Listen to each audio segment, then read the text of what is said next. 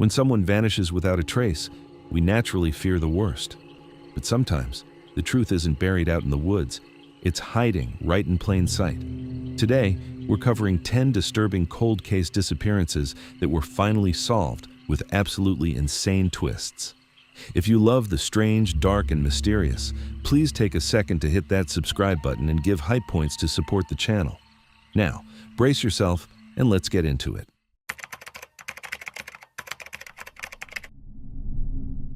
Imagine you've been kidnapped. You've spent 4 years locked inside a wooden box the size of a coffin, jammed underneath your captor's waterbed.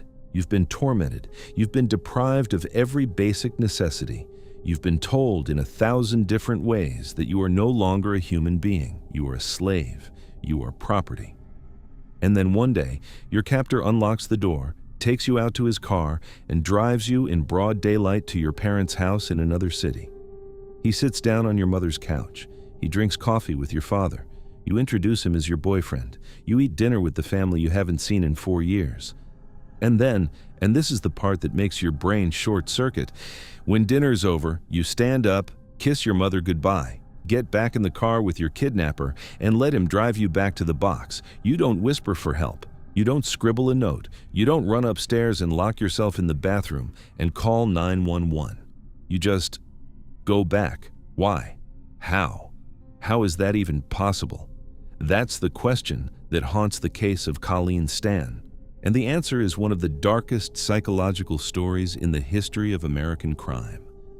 This is the story of the girl in the box. Let me take you back. May 19th, 1977, California. Specifically, Interstate 5 running through the northern part of the state near a town called Red Bluff. The sky is clean and blue. The air is warm. It's late spring in California, and everything looks like the cover of a Fleetwood Mac album. I want you to understand the cultural moment we're in, because this is critical to how this story starts. 1977 is the absolute golden age of hitchhiking in America. People hitchhiked everywhere, across state lines, cross-country, to work, to school, to weddings. It was a normal, accepted way to get around. There was a counterculture trust embedded in it. The idea that strangers helped strangers, that everyone was basically good, that the road was a community. Our protagonist that day is a 20-year-old woman named Colleen Stan.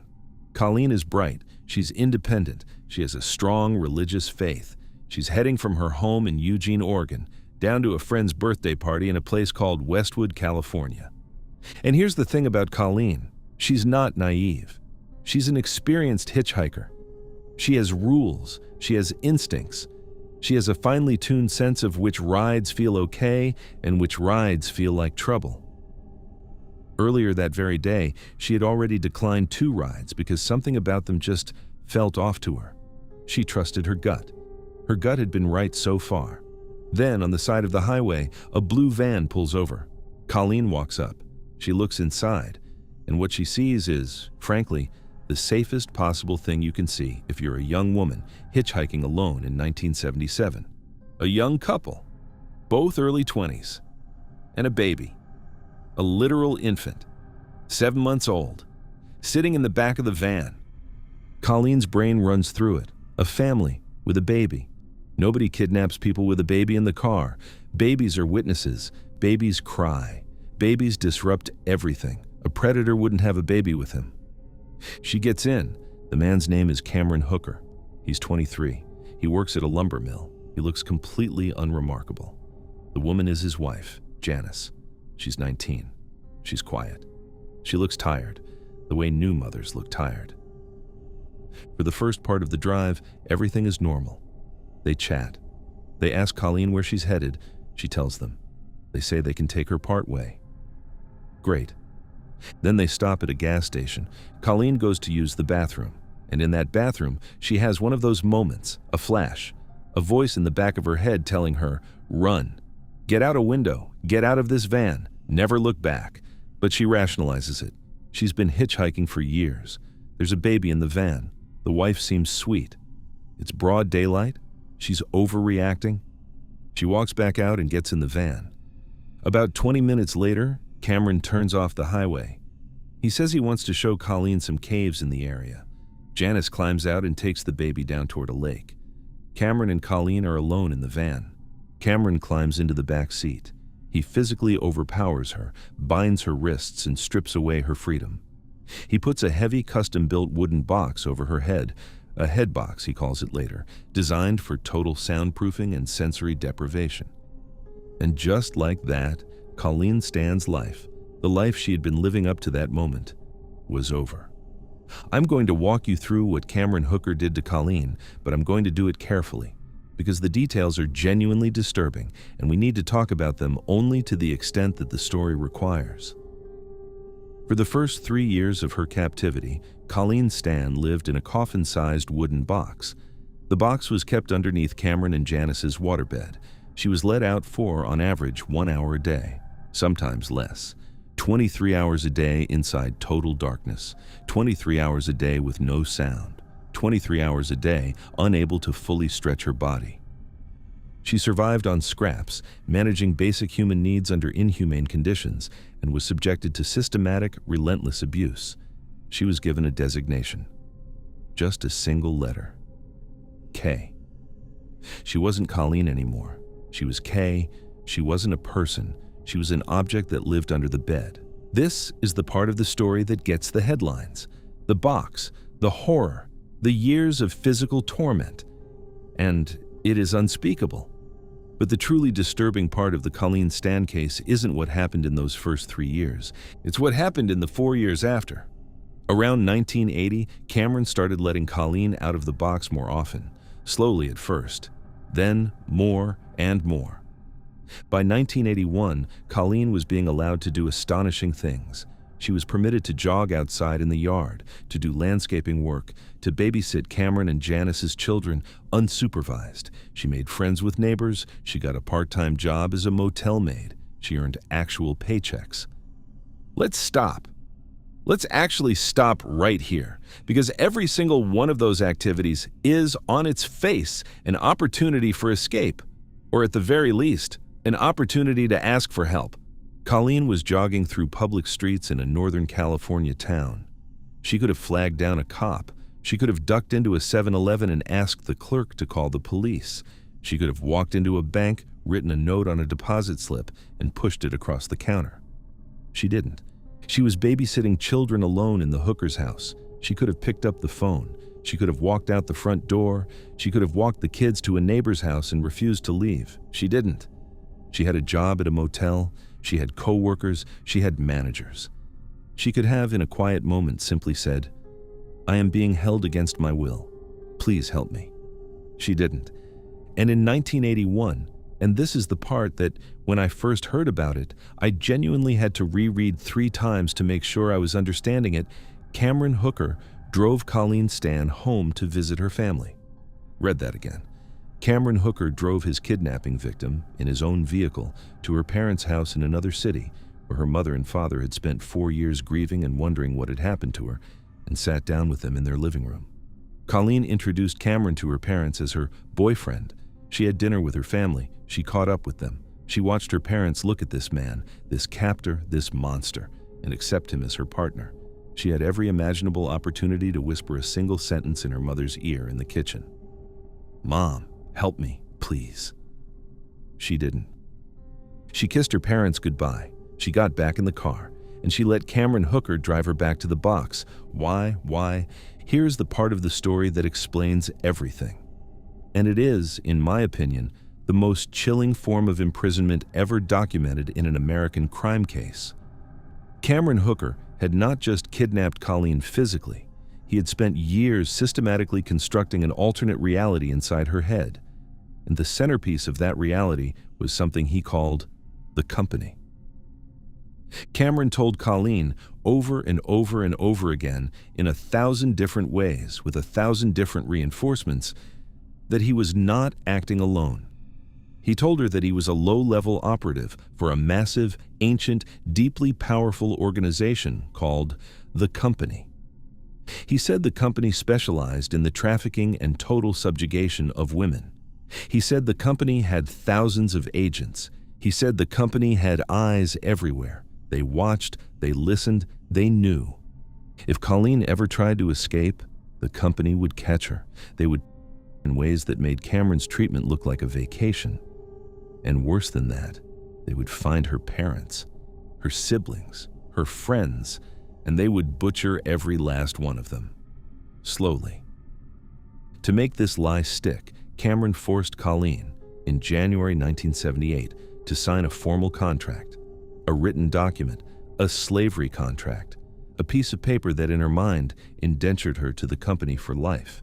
He made it official, he made it ritual, he built a paper trail in her head, and to prove that he wasn't bluffing about the violence, Cameron showed Colleen a photograph of another young woman, Marie Elizabeth Spanhake, a previous victim of his, a woman he had abducted and murdered before Colleen ever existed in his life.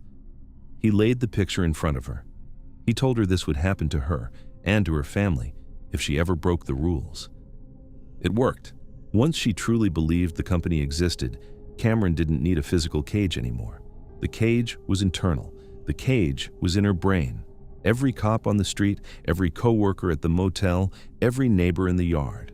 For all she knew, any of them could be a company agent. Every payphone could be tapped. Every letter could be intercepted. Every whispered cry for help could trigger the murder of her mother and father back in Oregon. She wasn't staying because Cameron was watching her. She was staying to protect her family. That's not Stockholm Syndrome in the casual TV movie sense. That is a complete, total, surgical rewrite of a human being's perception of reality. Cameron had built a virtual world around her, an entire imaginary surveillance state, and her mind never stopped enforcing it, even when his eyes were nowhere near her. When she went home to her parents in 1981, she wasn't free. She was in her own mind, a walking corpse in a sting operation, with hidden agents in every shadow. To say, "Help me," to her mother was, in her brain, the same as pulling a trigger on her mother's forehead.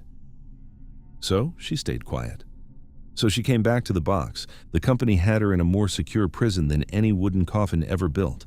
Now here's the strangest twist in this entire strange case. You'd expect the resolution to come from a heroic police raid, from a brilliant FBI agent, from Colleen finally breaking and screaming for help. It didn't. It came from somewhere nobody saw coming. In August 1984, 7 years into Colleen's captivity, Cameron Hooker made a fatal miscalculation. He told his wife, Janice, that he was thinking about elevating Colleen from slave to formal second wife. He wanted to officially make Colleen part of the family.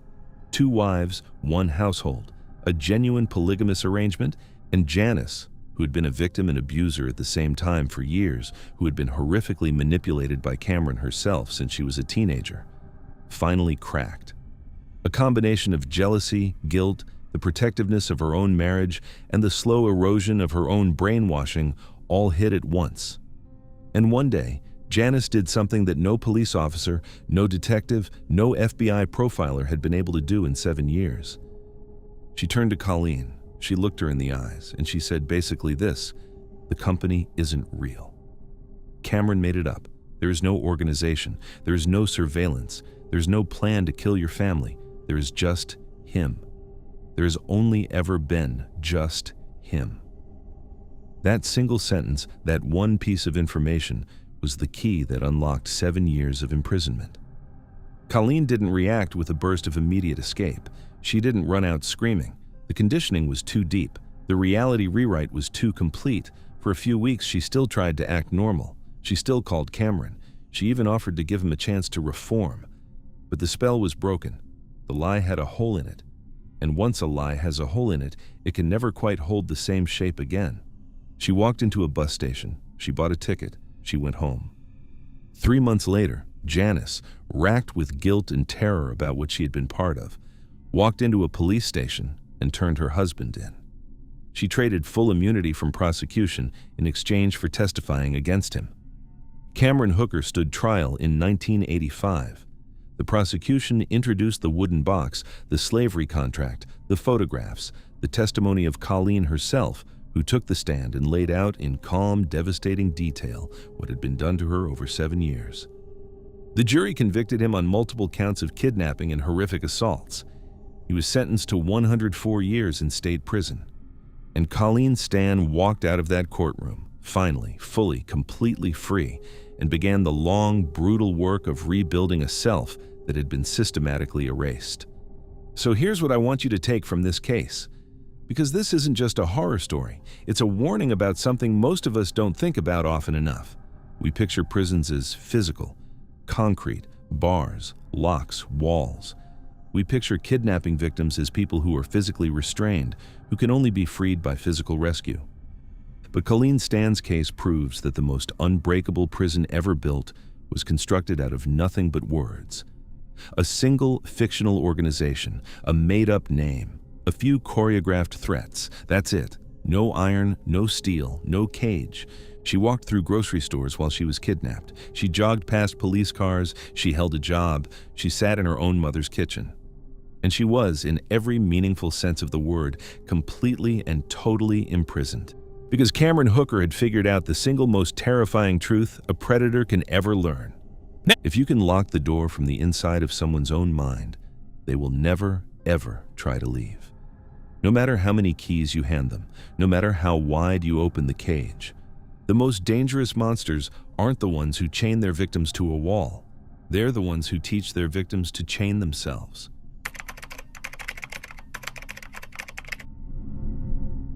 Imagine your son has been missing for 3 years. 3 years of nightmares, 3 years of unanswered prayers, 3 years of every phone ring sending your stomach to your throat. And then one day, the phone rings, and a voice on the other end says they have your son. He's alive. He's in Spain. Come and get him. So you fly across an ocean, and when you finally see him sitting there in a shelter, terrified and trembling, he has the wrong hair color. He has the wrong eye color. And when he opens his mouth to speak, your American son sounds like he just walked out of a cafe in Paris. What do? Do you turn around and walk away? Or do you hug him, bring him home, and tell the world your baby is back? The Barkley family chose option 2. And what happened next is one of the strangest, most disturbing stories you will ever hear. This is the case of Nicholas Barkley. Let me take you back. June 13th, 1994, San Antonio, Texas. We're talking about that brutal kind of South Texas summer where the air itself feels heavy, where the asphalt shimmers, where you can fry an egg on the hood of a Buick. This particular working-class neighborhood is the kind of place where kids ride their bikes all day, where the basketball court is the social hub of the universe, and where mom's working night shifts, and dad's not really in the picture. It's gritty, it's tired, but it's home. And in this neighborhood lives 13-year-old Nicholas Barkley.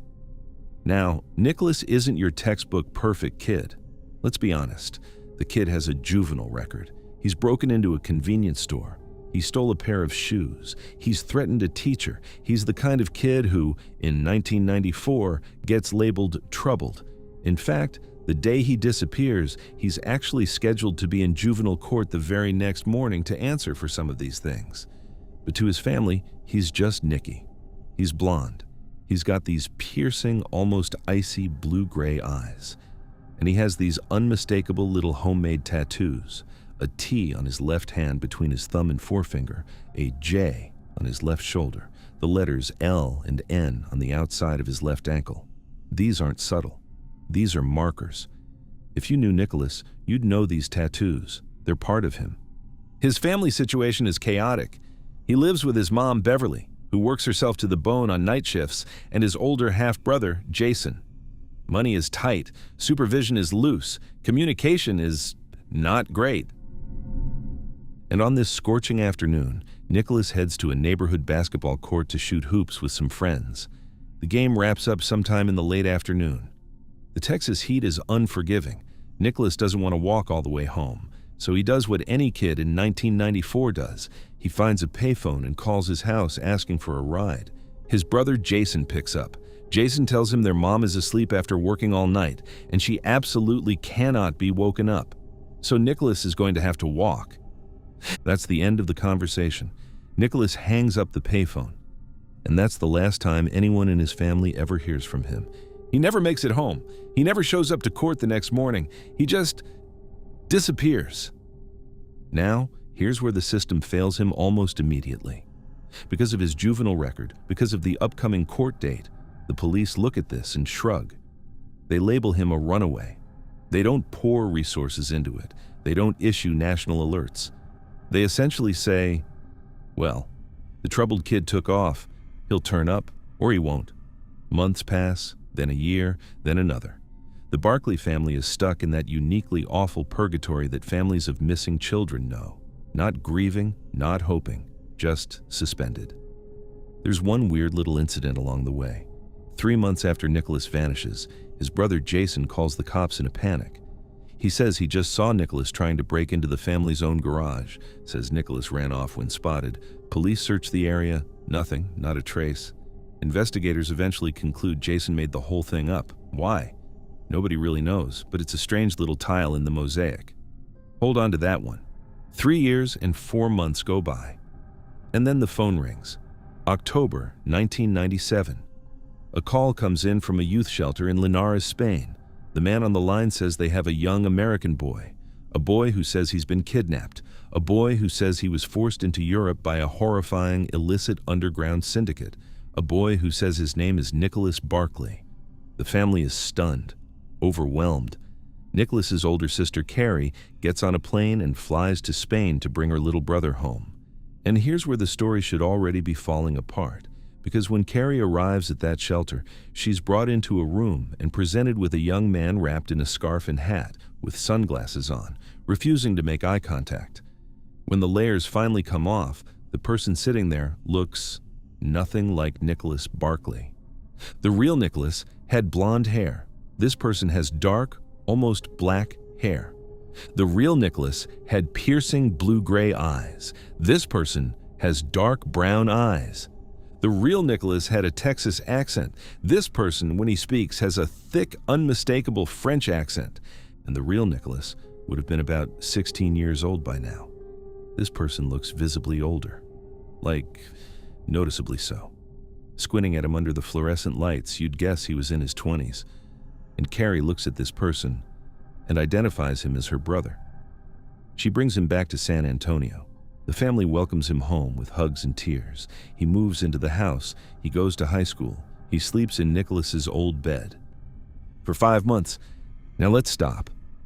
Let's actually stop and think about this, because this is the part of the story where every single rational brain cell in your head should be screaming.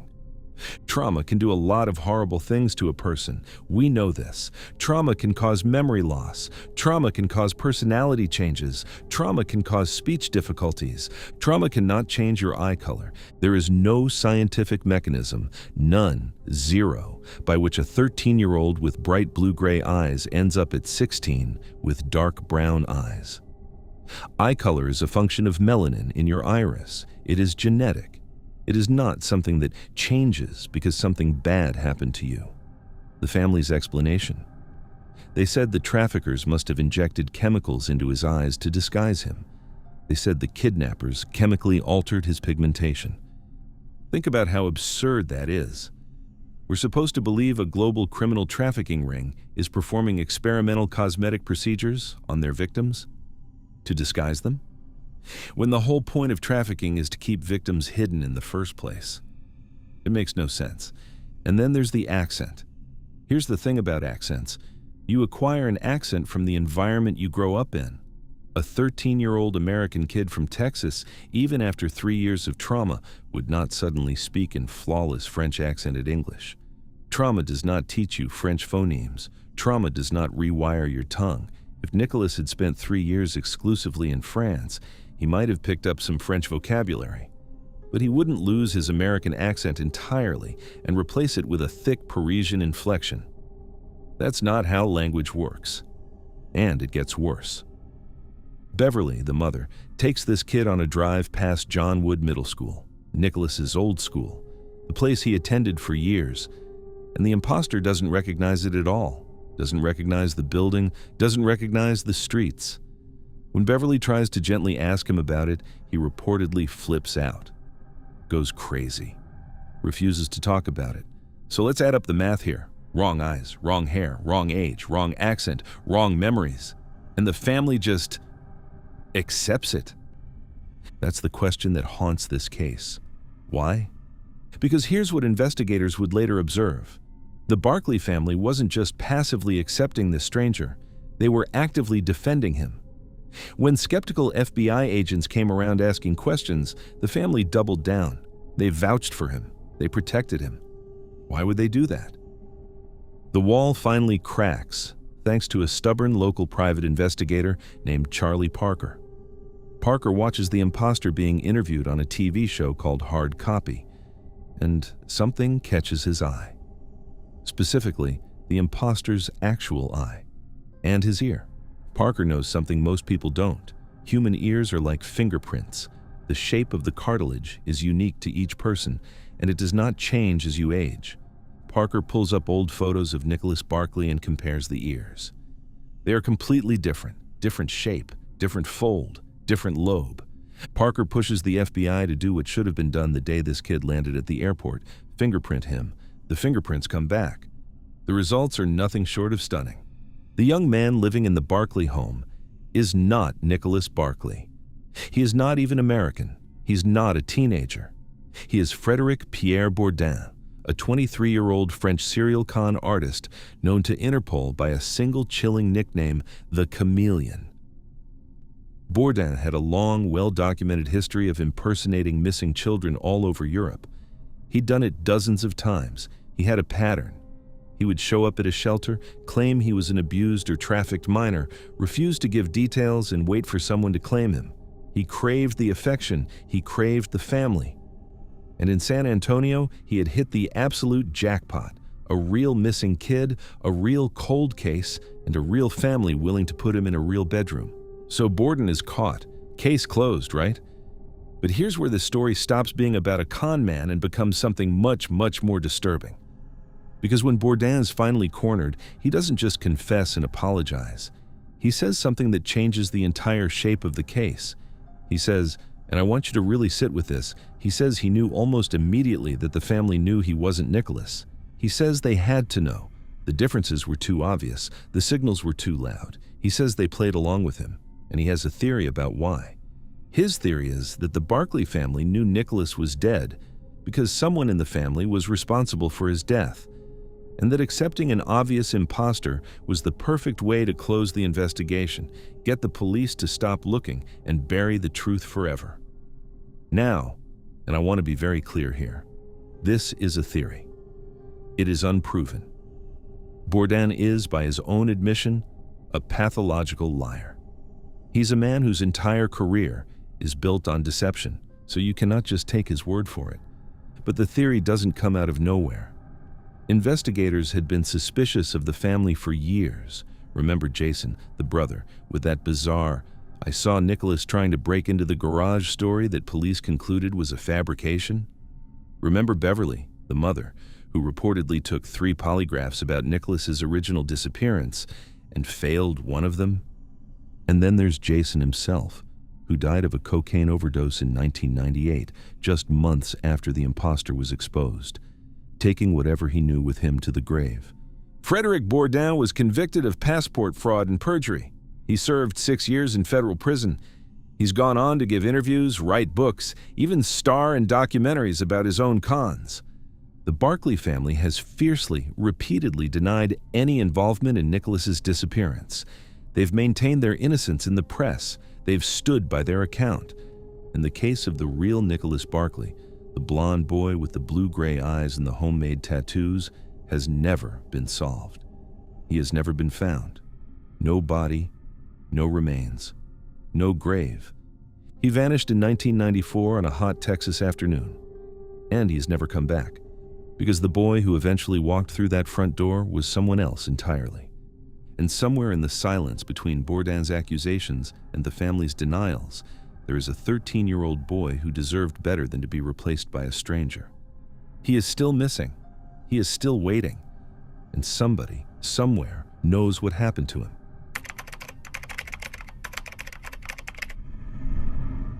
Imagine asking your boyfriend, your ex-boyfriend actually, to do something for you. Imagine instructing someone to leave permanent, severe injuries on your body. Imagine deliberately depriving yourself of food for weeks until your appearance is unrecognizable, looking like a survivor of a war crime. And imagine doing all of this to yourself, not because someone is forcing you, not because you're trying to escape something. Imagine doing it just so that when you reappear, the entire country will look at you with pity. Just so you can be on the news, just so you can be the saddest, most sympathetic, most famous mom in America.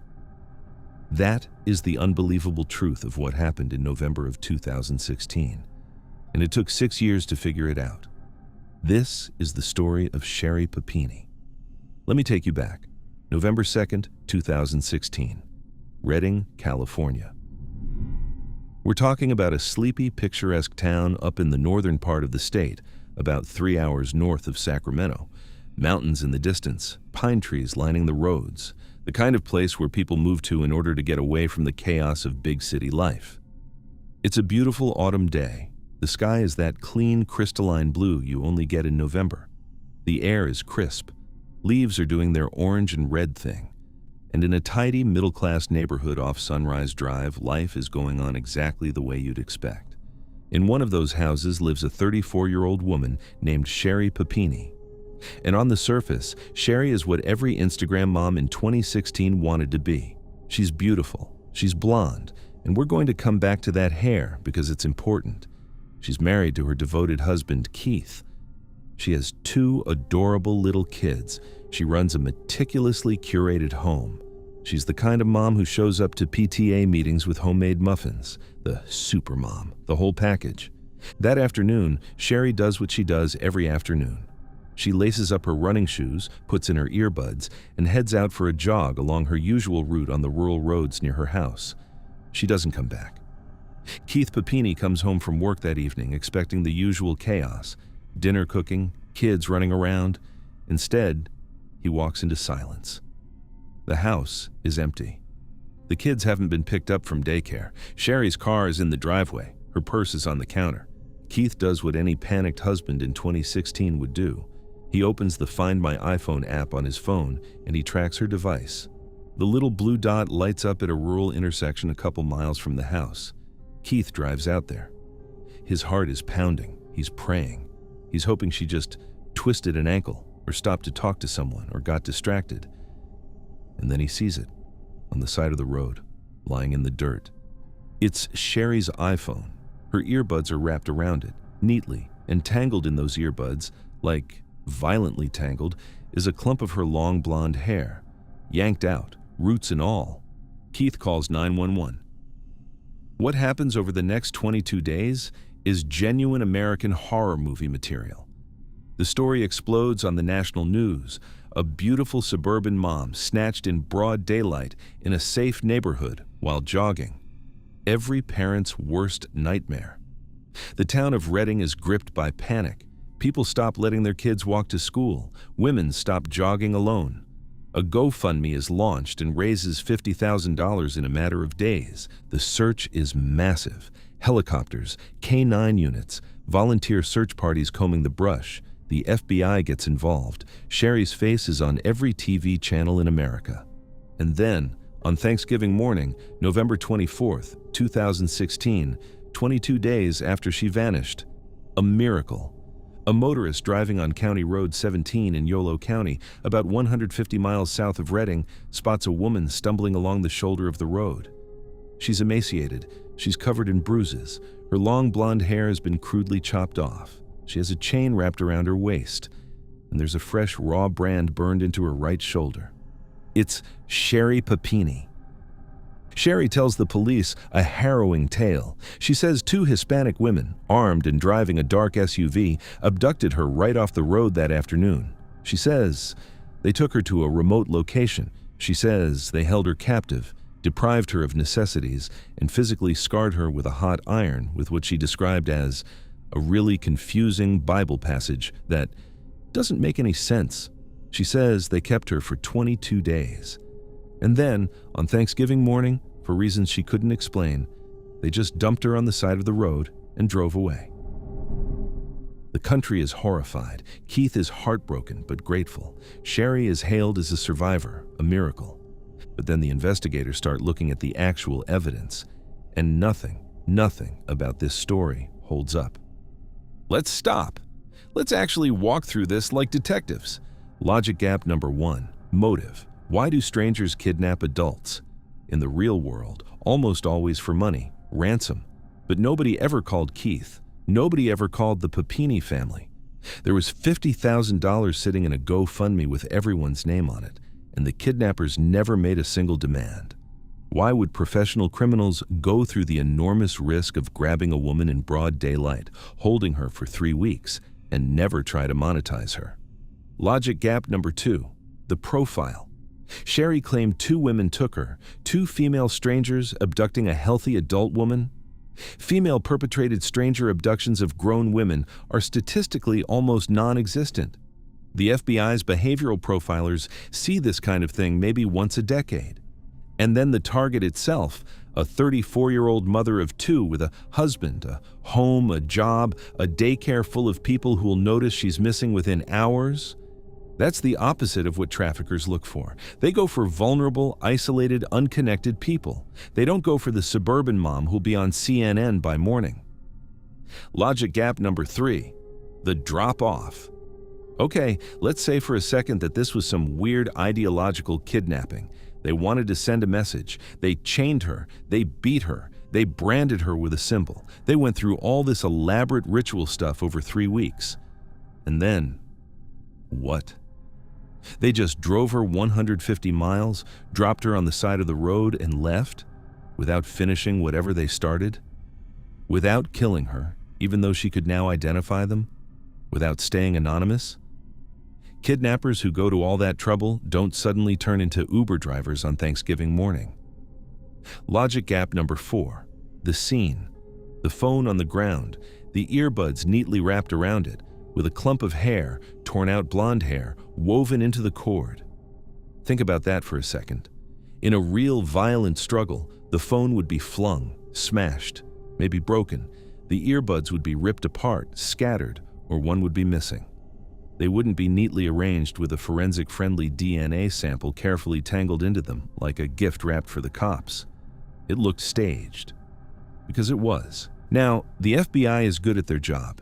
They didn't buy Sherry's story. Not really. But they couldn't prove it was a lie. They had to investigate every angle. So they ran her clothes, they tested the bruises, they examined the brand. And on her sweatpants, the sweatpants she was wearing when she stumbled onto that highway on Thanksgiving morning, forensic technicians pulled a tiny, trace amount of male DNA. Male. Sherry's story was about 2 women. There shouldn't have been male DNA anywhere on her. Not from a captor, not from a rescuer, nothing. That DNA sat in a database for years. Because forensic technology in 2016 wasn't quite at the point yet of cracking unknown profiles using public genealogy databases. By 2020, it was. Using the same genetic genealogy techniques that had recently caught the Golden State Killer, investigators ran that male DNA against public ancestry databases. They built a family tree. They narrowed in. And they landed on a man named James Reyes, living about 600 miles south of Redding in Southern California. When the FBI confronted James Reyes, laid the evidence on the table, told him they had his DNA on Sherry Papini's clothes, Reyes told them everything. There had never been a kidnapping. There had never been 2 Hispanic women. There had never been a dark SUV. Sherry had called him. Sherry, his ex-girlfriend from years before, had reached out on a burner phone weeks before her disappearance and asked him to help her run away from her husband. They had planned the whole thing. They had picked a date. He had driven up from Southern California in a rented car. He had picked her up at the prearranged spot, the spot where she'd carefully placed her phone and tangled her own hair into the earbuds. And then he had driven her back south.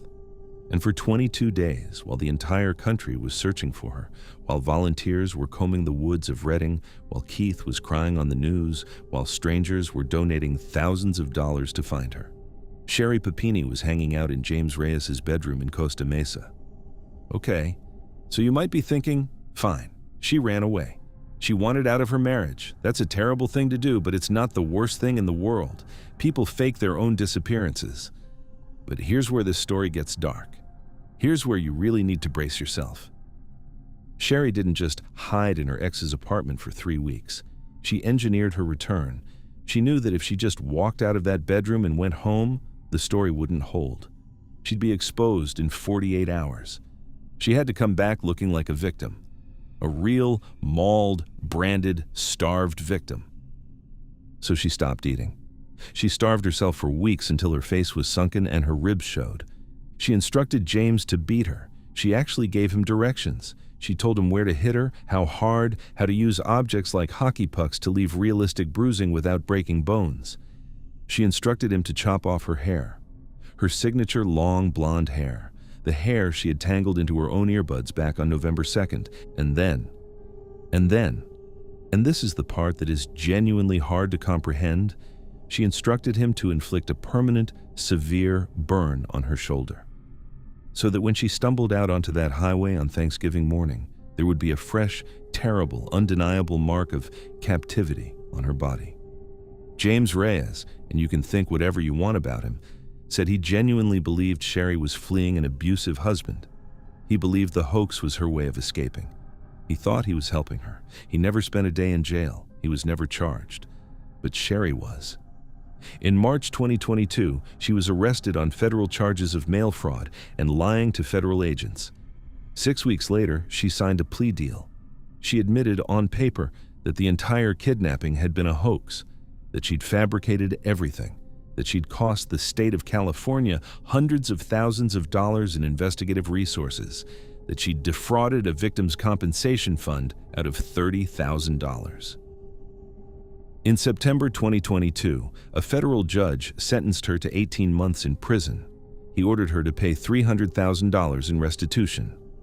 Keith Papini, the husband who had stood in front of cameras for 6 years, who had defended his wife from every skeptic on the internet, who had insisted that she was the victim of unspeakable horror, finally had to accept that he had been sleeping next to a stranger. He filed for divorce, he took the kids, he cut every tie. And that's the part of this case that I think about a lot, because it's easy to focus on Sherry, the brand, the hair, the hockey pucks, the starving, the lie.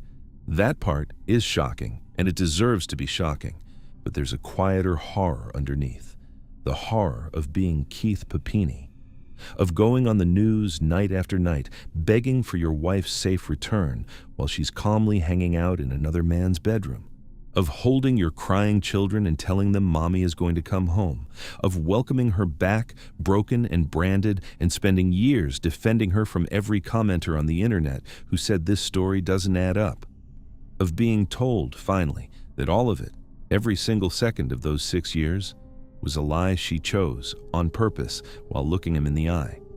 We tell ourselves a story about kidnappings. We picture monsters, strangers in vans, predators in the dark.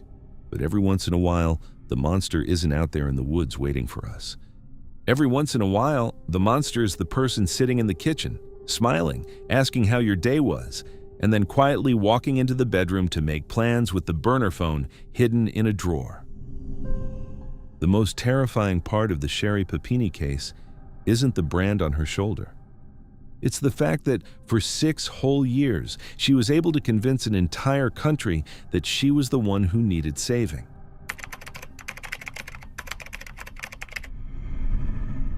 Picture this: a quiet gravel road in rural Missouri, a bright green bicycle lying on its side in the dirt, no skid marks, no blood, no torn clothing, no screams heard by anyone, just a bike and nothing else. An 11-year-old boy was riding that bike 30 seconds earlier. And then, he wasn't. He didn't just vanish that day. He vanished for 4.5 years. And when he finally came back, the most disturbing part of the story wasn't where he'd been. It was that, for a lot of that time, he'd been walking right past us, going to the mall, riding his bike, hanging out with kids his own age, hiding in plain sight. This is the story of Sean Hornbeck. Let me set the scene for you. October 6th, 2002, Richwoods, Missouri.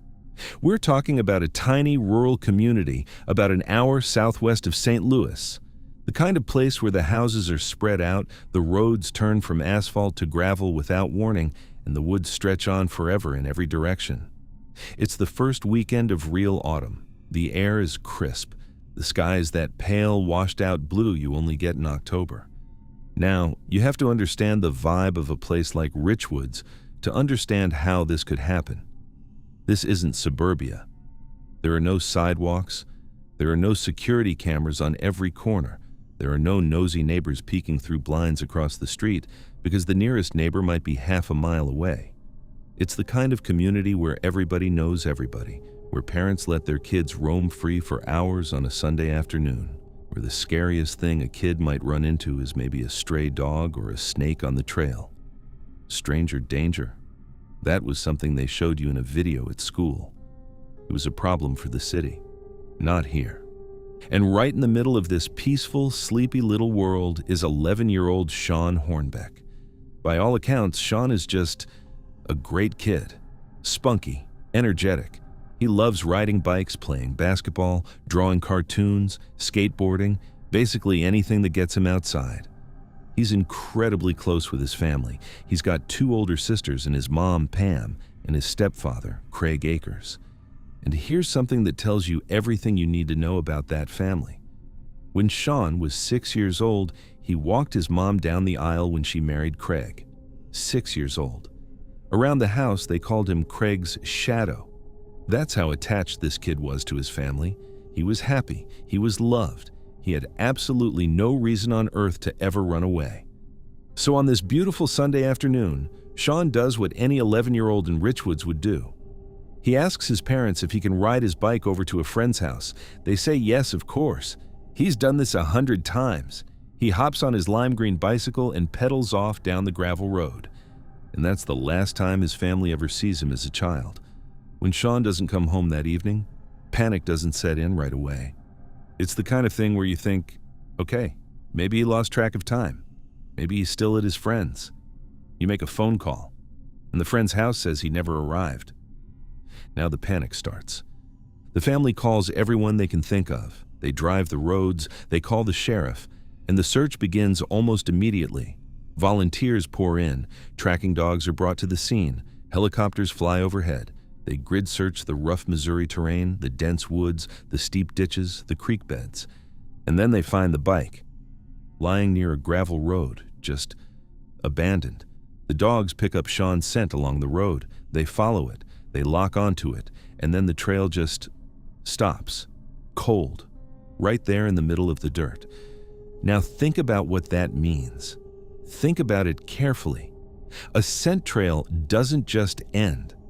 A scent trail ends because a person has been picked up off the ground. The dogs were telling investigators, in the only way they knew how, that Sean had been put into a vehicle. Right there, on a quiet gravel road in the middle of the afternoon, and nobody saw a thing. No witnesses, no license plate, no description of a car, no description of a person, nothing. The search expanded. Days became weeks, weeks became months. The Hornbecks did everything a desperate family can do. They put up posters, they went on every TV show that would have them. They started the Sean Hornbeck Foundation to help other families of missing children. And at one point, in the cruelest moment of all, a famous TV psychic named Sylvia Brown went on national television and told them their son was dead. She described a fake abductor. She gave them fake details, and she crushed any hope they were trying to hold on to. But Pam and Craig refused to give up, even as months turned into years. Now, let's stop the story right here. Let's look at the facts, because this is the part that drove investigators absolutely insane. Here's the thing about a missing kid in 2002. We're past the era where a child can just vanish. By 2002, we have Amber Alerts. We have a 24-hour news cycle. We have age-progressed photos plastered on milk cartons and gas station bulletin boards, and have you seen me pamphlets shoved into your mailbox. We have the internet. We have cell phones. We have a culture that is hyper-aware of predators. So how does an 11-year-old boy stay hidden for 4.5 years? Think about it. If a kidnapper killed Sean that day and dumped his body in the woods, the dogs would have found him. Or hunters would have. Or hikers.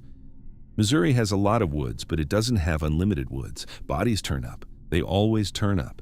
If he was being held in some remote cabin somewhere, locked in a basement, chained to a wall, that's a horrifying thought.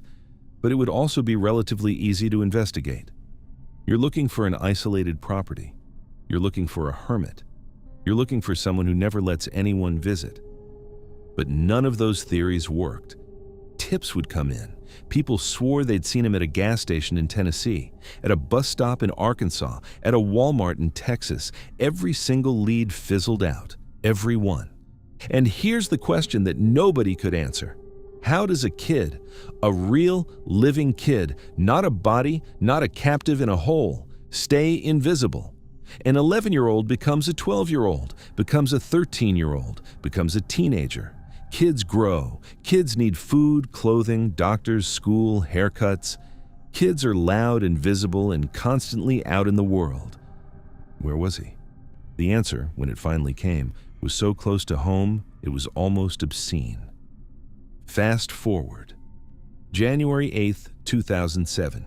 More than 4 years after Sean vanished, about 50 miles away from Richwoods in a town called Beaufort, a 13-year-old boy named Ben Ownby gets off the school bus. He starts the short walk to his house. He never makes it. But this time, and this is the only reason any of this gets solved, this time, there's a witness. A teenager named Mitchell Holtz sees a beat-up white pickup truck speeding away from where Ben was last seen. He gives the police a description. Make, model, color. He's specific, he's confident, and he's right. The cops put out the description to every law enforcement agency in the region, and 4 days later, 2 officers in Kirkwood, Missouri, a suburb of St. Louis, spot a white truck matching that description in the parking lot of an apartment complex. They run the plates. They knock on the door of the registered owner, a 41-year-old pizzeria manager named Michael Devlin. When officers and FBI agents finally entered that apartment on January 12th, they were looking for one little boy. They found Ben Ownby alive. Thank God. But then they noticed something. There was another kid in the apartment, a teenager, tall, about 15 years old, living there. Just living there. An officer turned to him and asked his name. The kid, who later told investigators his heart was pounding so hard he thought he might pass out, looked up and said calmly, "My name is Sean Hornbeck." Now, this is where the story becomes something different, something darker than a regular kidnapping case. Because here's the thing. Sean Hornbeck had not been chained in a basement for 4.5 years. He had not been locked in a dungeon. He had not been hidden away from the world. He had been living in plain sight. Sean had a cell phone. Sean had internet access. Sean rode his bike around the neighborhood. Neighbors saw Devlin teaching him how to drive a pickup truck. They assumed it was a father and son. They waved at him. He had friends, actual friends. He went to the mall. He held hands with a girl from a private school. He went to a school dance with her. Nobody noticed anything wrong.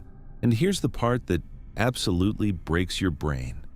Sean interacted with the police twice while he was a missing child on the FBI's radar. In August of 2003, less than a year into his captivity, Sean walked into a police station to report his bike had been stolen. He gave them the name Sean Devlin. The officer wrote it down. Nobody made the connection. Then again in September of 2006, an officer pulled him over for riding a bike without reflectors. He gave them a fake name and a birthday, only 10 days off his real one. The officer let him go. He even posted on the website his parents had built to find him, a message taunting them. Signed, Sean Devlin. Craig assumed it was a cruel internet troll. It was his son, writing under the gun, sending a signal he couldn't decode. So how? How does a kid stand in front of a cop and not say, "Help me"? This is the part that doesn't fit in a clean narrative. Devlin had grabbed Sean at gunpoint that first day. He had told him again and again that if he ever tried to escape, if he ever told anyone, he would kill Sean's entire family. Sean's mother, his stepfather, his sisters. He'd hunt them down, and then he'd come back for Sean. When you tell that to an 11-year-old, when you reinforce it through years of unspeakable physical and emotional trauma, when you systematically dismantle a child's identity until they no longer know who they are, that kind of fear doesn't fade. That kind of fear becomes the air you breathe. The chains don't have to be real. The chains live inside your head. Sean even tried, in the end, to stop Devlin from kidnapping Ben Ownby. He screamed. He fought him. He didn't want another kid to go through what he had been through, but Devlin forced him to ride along, to make him complicit, to bind him tighter. Michael Devlin pleaded guilty. He got 72 consecutive life sentences plus 170 years. He will die in prison. 2 boys came home, 2 families got their sons back. But you don't really get to close the book on something like this, because the lesson of the Sean Hornbeck case isn't that the system works. It's that the system almost completely failed. Twice he was face to face with police officers. Twice. A child who had been on missing persons posters across the entire country, and nobody saw him.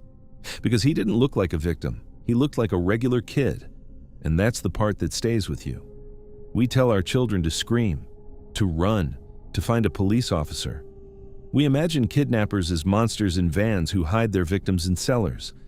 But sometimes the monster doesn't bother hiding the victim at all. Sometimes the monster just rewires the victim's mind so thoroughly that the cage doesn't need a lock.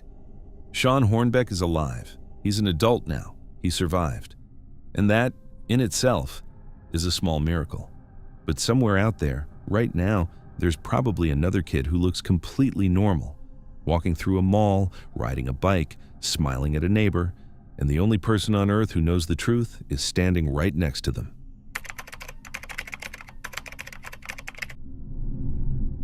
Christmas Eve, 2010. A small town in East Texas. The lights are up on the porches, the tree is glowing in the living room window, and in the driveway of a perfectly ordinary house, a woman is sitting alone in her car. And in the next few minutes, she is going to make a tragic choice that ends her life forever. To her grieving husband, to her in-laws, to her little daughter sleeping inside the house, it appeared she had tragically taken her own life. Mental illness, marital problems, the kind of darkness that hides behind suburban windows. But here's the thing. The woman in that car, she's not who anyone thinks she is.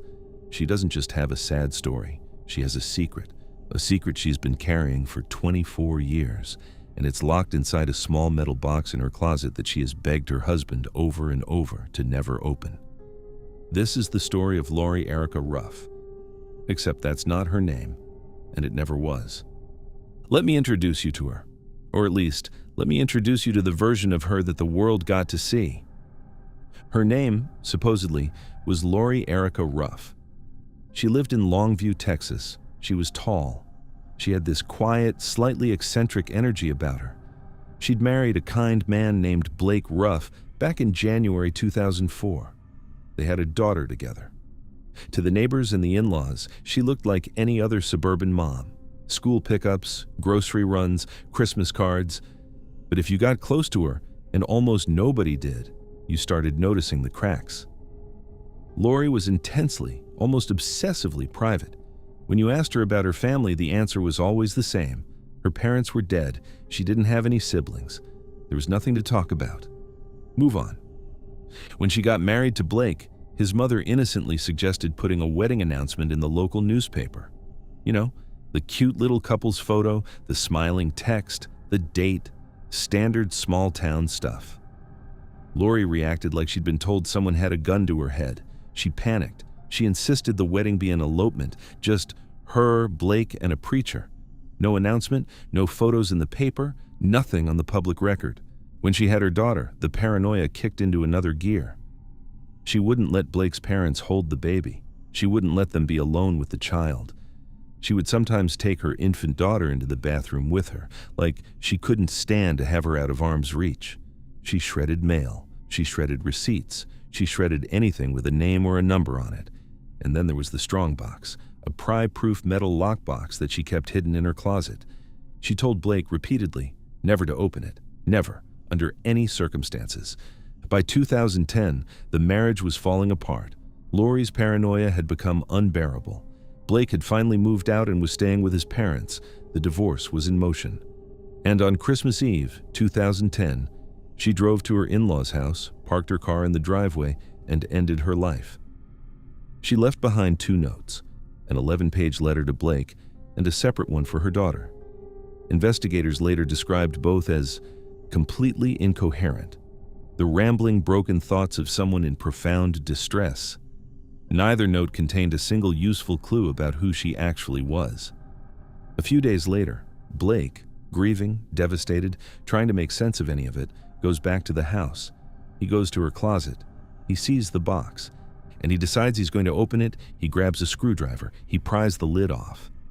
Now, what do you expect to find in a box like that? Honestly, what would you guess? Maybe old love letters from an ex she was embarrassed about. Maybe diaries from a rough adolescence.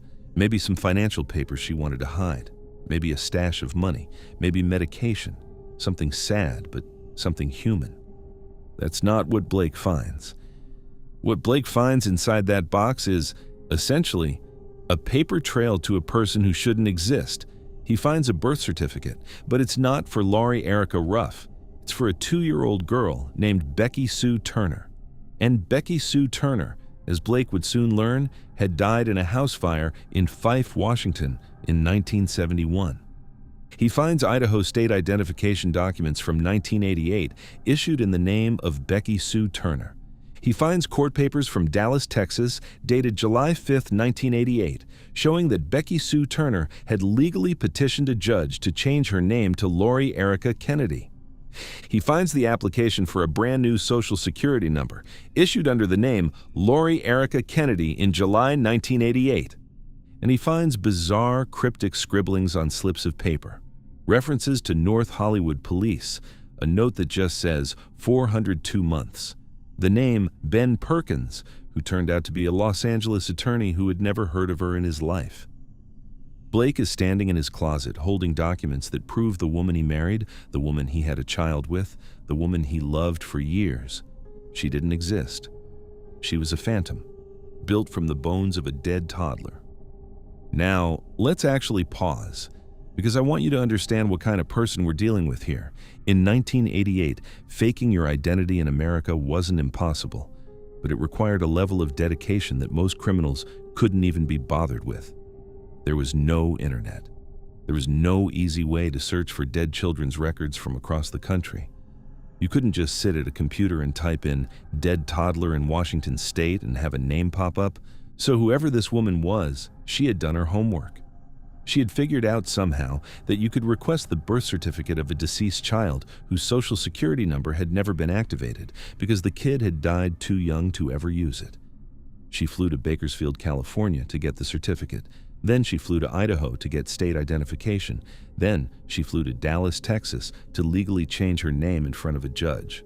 Then she applied for a fresh Social Security number under her new legal identity. This is not, "I'm running away from home and I want a new start." This is operational. This is methodical. This is the kind of thing you do when you genuinely, deeply believe that someone is going to find you and hurt you, or hurt someone you love. And here's the thing. She didn't even stop at one identity.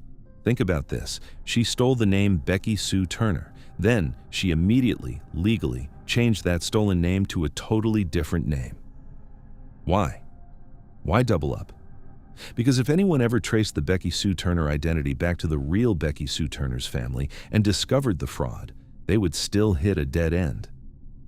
The trail vanished into Laurie Erica Kennedy, layer upon layer upon layer. So who was she? Who needs that level of identity protection? Investigators ran her fingerprints through every database they had. Nothing. They ran her DNA. Nothing. They checked her against every missing persons file in the country. Nothing. She had no criminal record. She wasn't a fugitive from any open case. She didn't match any known cult escapee. She wasn't in witness protection. She wasn't an international spy. She was a complete, total 24-year-old void. The internet naturally went wild. The theories ranged from she was a Mexican cartel survivor to a Manson family runaway, to a Cold War defector, to an Eastern European intelligence asset. Some people thought she'd been involved in a crime so terrible that she needed to literally vanish. Others thought she was on the run from an abusive husband or family member. The mystery of Laurie Erica Ruff became internet sleuthing legend. Forums, Reddit threads, podcasts, everyone trying to crack the code. For 6 years, the case sat there, unsolvable, a locked door with no key. Then, in 2016, a woman named Colleen Fitzpatrick stepped in. Fitzpatrick is a nuclear scientist turned forensic genealogist. She's one of the pioneers in using consumer DNA databases, the same ones people use to find their long-lost cousins, to solve cold cases. Lori's daughter agreed to provide a DNA sample. Fitzpatrick took that DNA and ran it through public ancestry databases, looking for distant relatives, cousins, second cousins, anyone she could find. And one by one, the matches came in. The family tree started to build itself, and it pointed straight at a family in Pennsylvania, the McLean-Cassidy family. From a leafy, affluent suburb of Philadelphia called the Main Line, investigators contacted them. They asked if anyone in the family had ever gone missing. And the answer was yes. Yes, actually. Our daughter Kimberly walked out of the house in the fall of 1986, and we never heard from her again. The DNA matched. The dates matched. Lori Erica Ruff was Kimberly Maria McLean, born October 16, 1968, vanished from her family at the age of 18. And here's where you brace yourself for the dark backstory, right? You've been waiting 2,500 words for the gut punch, the reason she ran, the trauma, the horror, the thing so awful she had to erase herself. You ready? She didn't get along with her stepdad. That's it. That's the reason. Kimberly's parents had divorced. Her mom had remarried a man named Robert Becker. Kimberly didn't like him. She thought her mom married him too quickly. The household had become tense. There were arguments. There was friction. There was that kind of suffocating, ordinary teenage resentment that millions of kids experience every single year when their parents get remarried. That's it.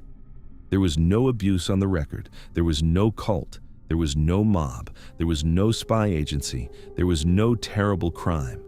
There was just an 18-year-old girl who was furious at her family and decided, with the cold, methodical precision of someone planning a heist, to disappear from their lives forever.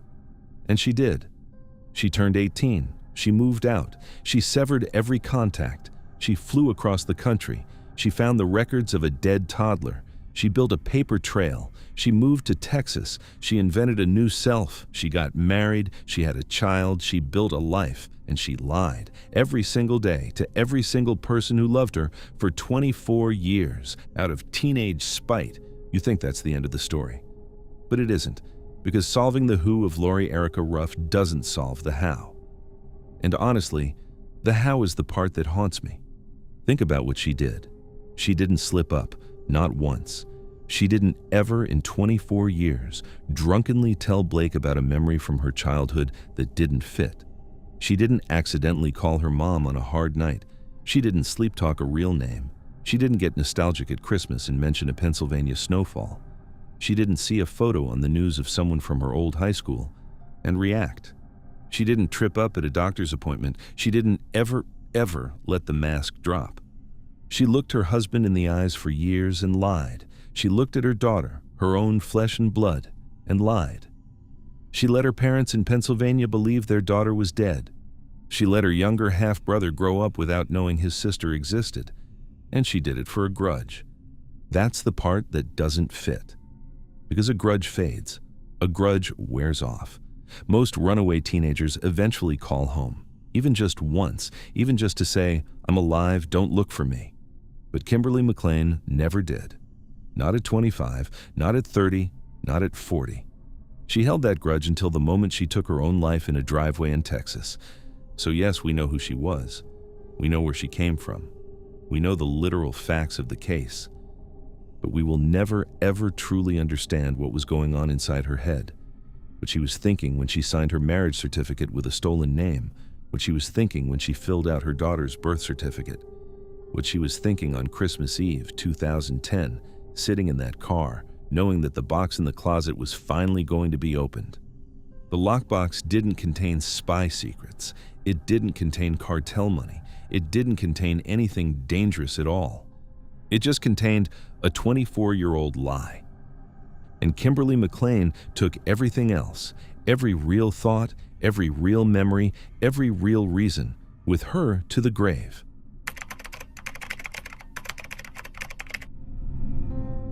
Imagine you're a poor, unmarried farm worker in 1913. You have a son. You have very little else. One day, you hand your boy over to a family friend, a traveling handyman, to take with him for a few days on the road. It's the kind of thing poor people did back then. Kids tagged along with traveling workers. It was normal. And then one day, you turn on the news and find out your son has been arrested, well, not arrested, claimed, by a wealthy family hundreds of miles away. A family who has decided that your son is actually their missing son.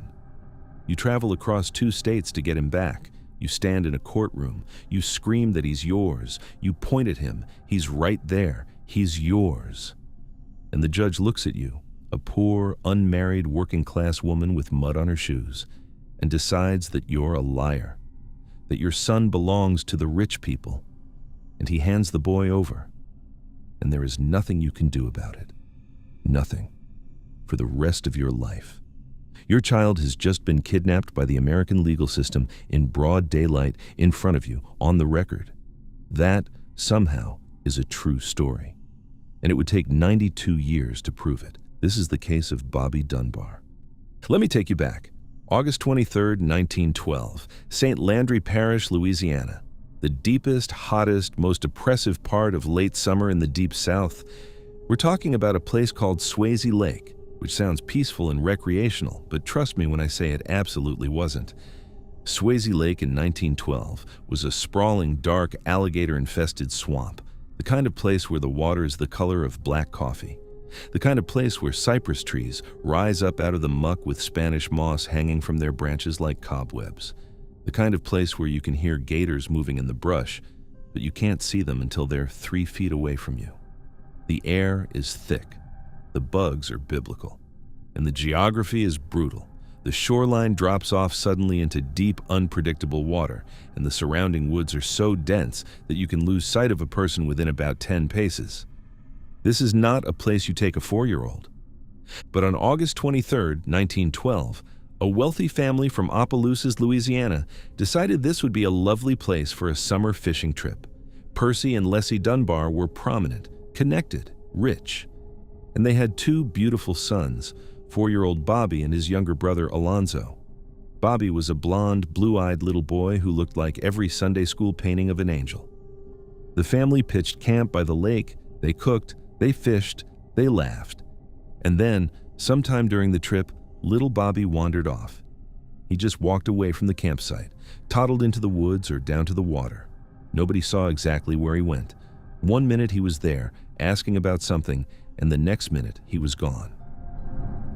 What happened next was, by 1912 standards, a massive search effort. The Dunbar family had money, they had political clout, they had connections, and they pulled every string they had. They brought in bloodhounds, they organized search parties of dozens of men beating the brush with sticks. And here's the detail that always stops me cold. They actually dynamited the lake. They dropped explosives into the water, hoping the concussion would dislodge a body if Bobby had drowned. They hauled local alligators out of the swamp, hunting them down to check if the child's remains had been consumed. They found nothing. No body, no clothes, no shoes, no trace. Eventually, and this is the moment where the story turns, someone found Bobby's straw hat, lying on the ground, some distance from the water. Now, in any rational reading, that hat suggests the boy wandered off into the woods, maybe got lost, maybe got bit by a snake, maybe drowned in a side creek, maybe, yes, was taken by an alligator.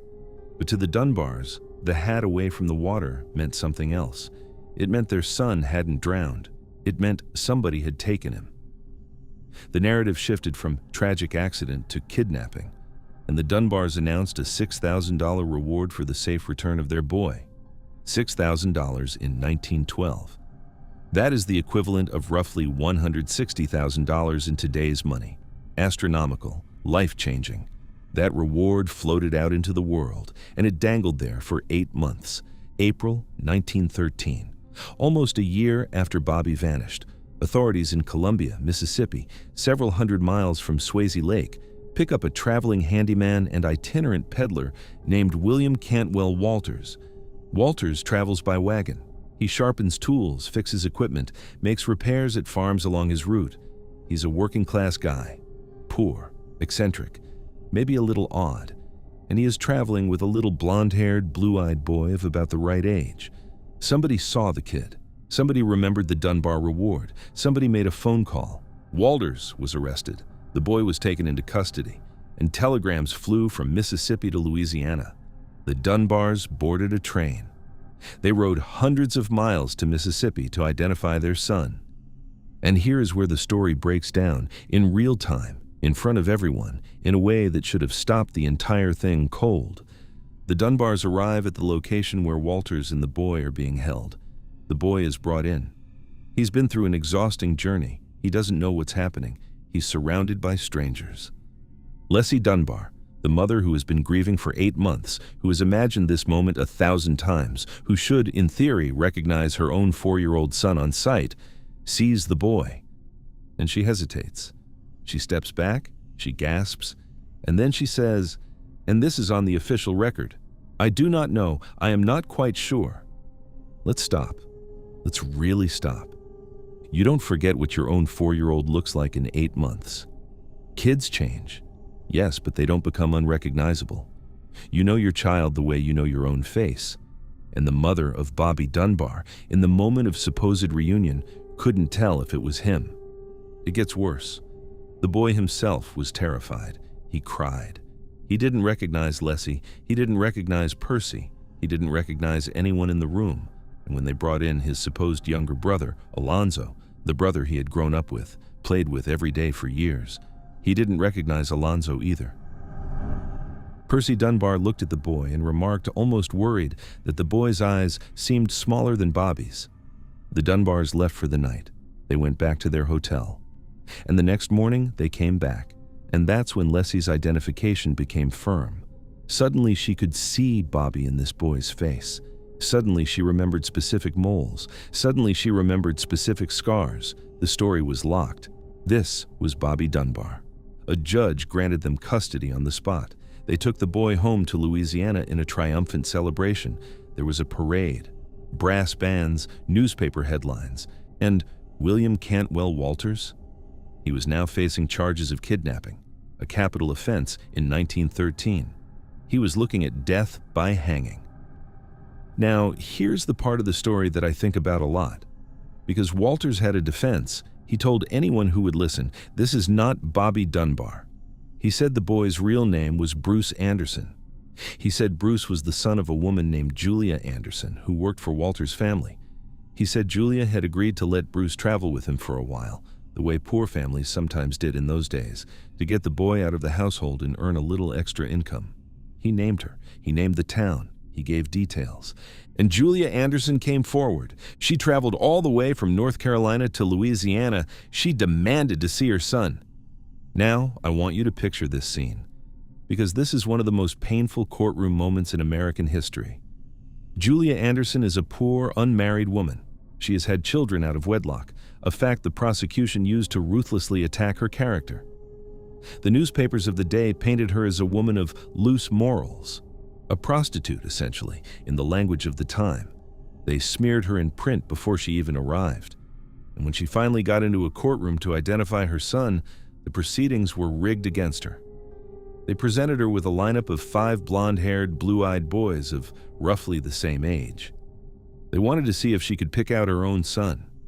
Imagine the pressure. Imagine standing in front of a hostile courtroom, every reporter in the South watching, the wealthy Dunbar family glaring at you, the boy himself, terrified and possibly conditioned over weeks to believe he was Bobby Dunbar. Imagine being told this is your one shot. This is the only chance you'll ever have to get your son back. Julia hesitated. She wasn't immediately sure. She wanted more time. That hesitation buried her. The court used it as proof that she was lying. She clearly didn't recognize the child. Clearly, she was just trying to claim the reward money or get attention. The judge sided with the wealthy Dunbars. He awarded the boy to them, permanently. And William Cantwell Walters was convicted of kidnapping and sentenced to life in prison. His conviction was later overturned on appeal, but he never recovered. Affidavits started arriving from Mississippi. Townspeople who knew Walters and Bruce Anderson swore the boy had been traveling with him long before Bobby Dunbar ever vanished. Witnesses who could place Bruce and Walters together months before the disappearance. The courts ignored them. The boy went home to Opelousas, Louisiana. He grew up as Bobby Dunbar. He married a woman. He had 4 children. He worked. He aged. He died in 1966. He lived his entire life, 65 years, as Bobby Dunbar. And Julia Anderson? She went back to North Carolina, childless, humiliated, broken. And she lived out the rest of her life knowing that the American legal system had stolen her son from her in broad daylight and that there was nothing she could ever do about it. For 90 years, this is where the story sat.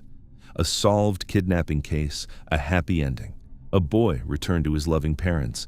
But the rumors never quite died. Within the extended Dunbar family, over generations, there were always whispers, always doubts, always that nagging question. Was he really Bobby? In the early 2000s, one of his granddaughters, a woman named Margaret Dunbar Cutright, decided she was going to put the rumors to rest. For good. She wanted to research the family history. She wanted to write the definitive account of what happened in 1912 and prove, once and for all, that her grandfather was who he said he was.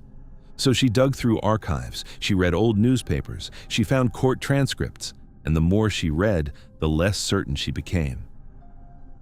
In 2004, she convinced her father, the son of Bobby Dunbar, to take a DNA test.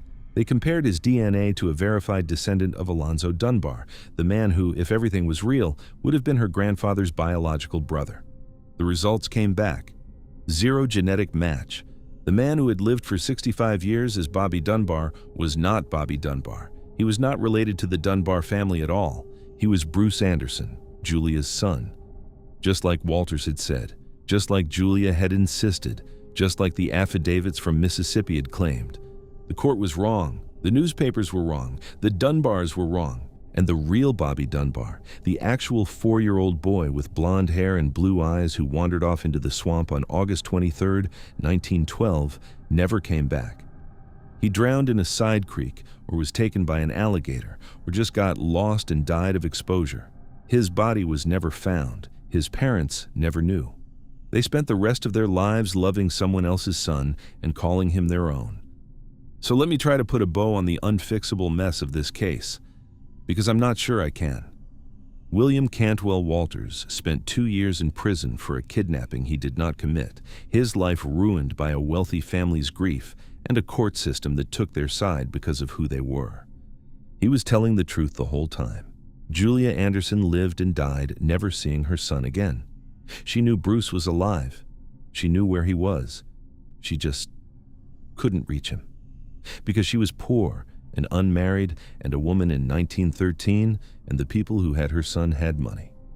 Bruce Anderson lived his entire life thinking he was Bobby Dunbar. Whatever real memories he might have had of his mother and his original life faded by the time he was 5 or 6. He died believing the lie. He took the truth to his grave without ever knowing it was a lie. And the modern Dunbar family, the children, grandchildren, and great-grandchildren of Bobby, were split right down the middle when Margaret published her DNA results. Half of them were furious that she had ever taken the test. Half of them felt their entire identity, their entire family name, had been built on a 100-year-old kidnapping. There were arguments, family fractures, holiday dinners that turned cold. We picture kidnappers as monsters lurking in alleys, men in vans, strangers in the dark. But the Bobby Dunbar case forces you to confront a much uglier truth. Sometimes the kidnapping isn't committed by a stranger. Sometimes it's committed by a judge in a brightly lit courtroom with a stamp of approval from the state. Sometimes the kidnappers are the wealthiest people in town, and the victim is a poor woman whose only crime was that nobody important believed her. The real Bobby Dunbar is still in that swamp. And for 92 years, Julia Anderson was right. She just didn't live long enough to hear anyone say it.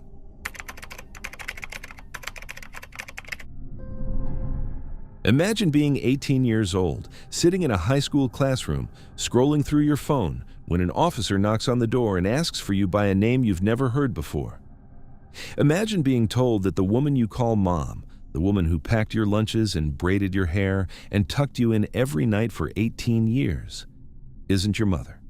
Imagine being told that your real name was stolen from you when you were 8 hours old.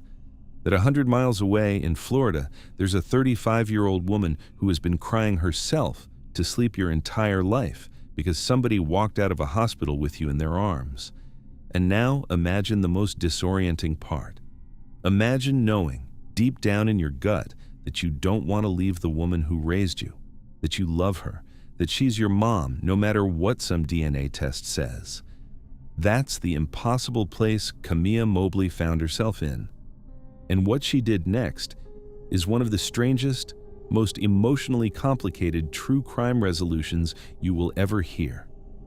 This is the story of the baby who came home and broke everyone's heart. Let me take you back. July 10th, 1998, Jacksonville, Florida. Specifically, the maternity ward at University Medical Center, which is the kind of busy, chaotic urban hospital that you find in every major American city. It's summer. It's hot. The humidity is suffocating. The hallways are loud, babies are crying, carts are rolling, doctors are running late, nurses are exhausted, and on one of those hospital beds, a girl named Shannara Mobley is staring at the ceiling, trying to process the fact that she just gave birth to a baby.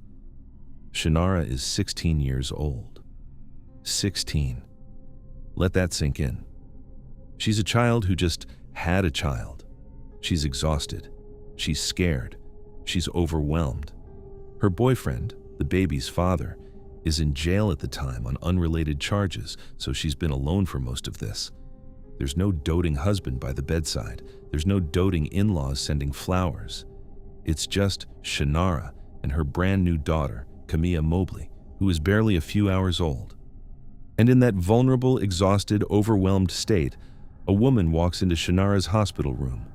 The woman is wearing a floral blue smock, green scrub pants, surgical gloves, a stethoscope around her neck. She looks like she works there. She has the uniform. She has the calm, confident energy of someone who knows the building. She smiles warmly at Shannara.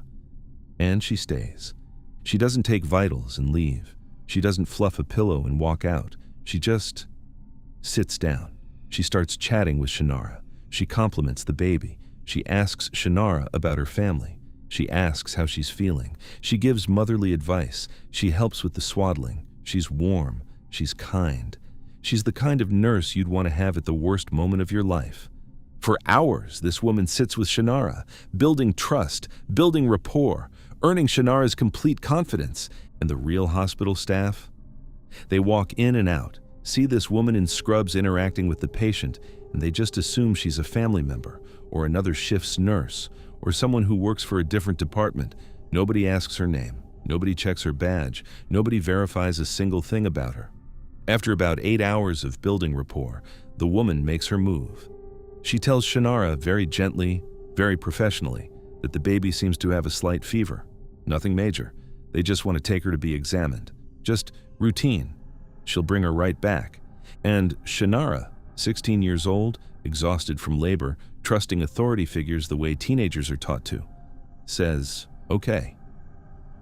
The woman picks up baby Camilla. She wraps her in a blanket. She walks out the door, and she keeps walking. Down the hallway, past the nurse's station, past the elevators, through the lobby, out the front doors of University Medical Center, into the parking lot, into a car, and out of Jacksonville entirely.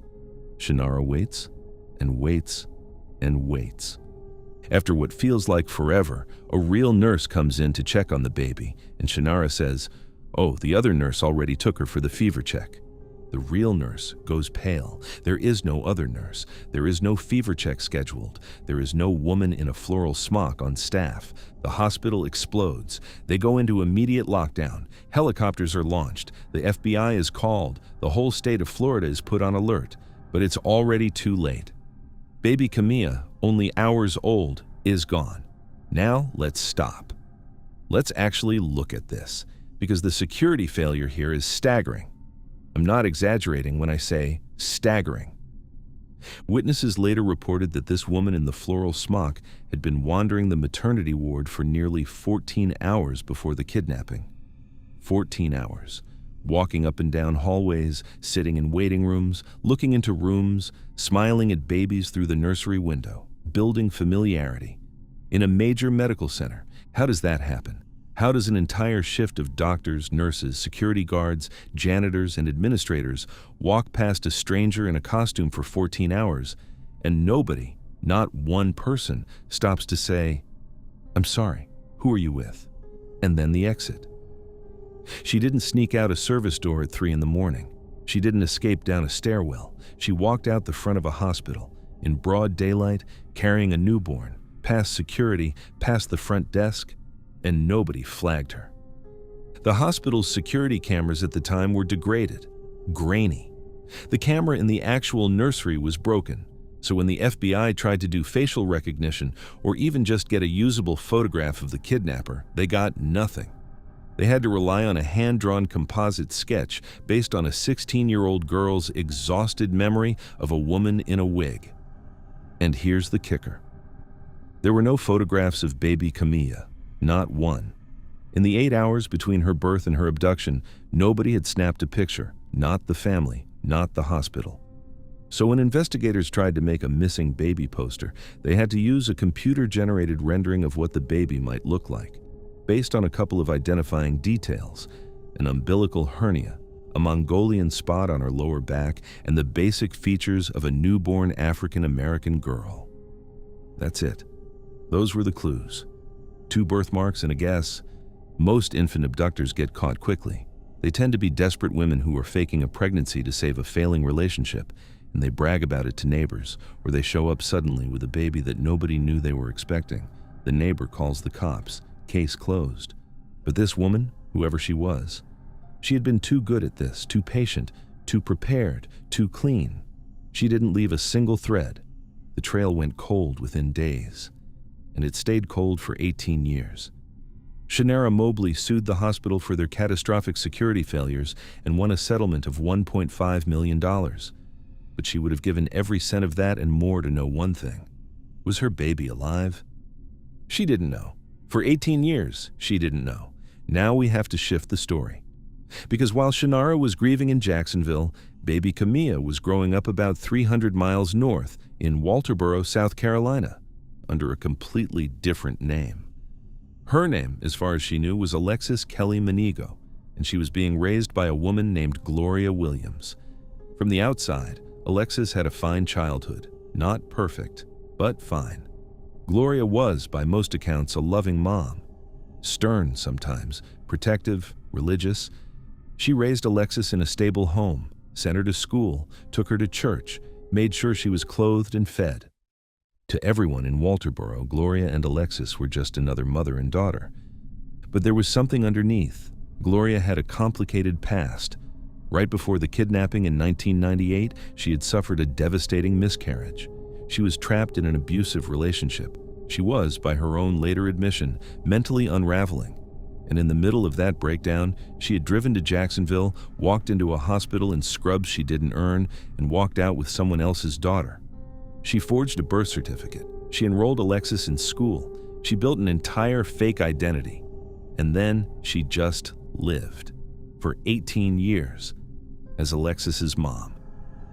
Now, here's the part of the story that really gets me, because the truth came out 2 whole years before the police did. When Alexis turned 16, she wanted to get a job. Any teenager getting a job needs documents: social security card, ID, birth certificate. She asked Gloria for them. Gloria couldn't produce them. The forged documents she'd been using for school enrollment didn't hold up under the scrutiny of an employer. Prospective bosses flagged Alexis's paperwork as fraudulent, couldn't process it, couldn't hire her. So Alexis pressed Gloria. And Gloria eventually confessed. She sat her down.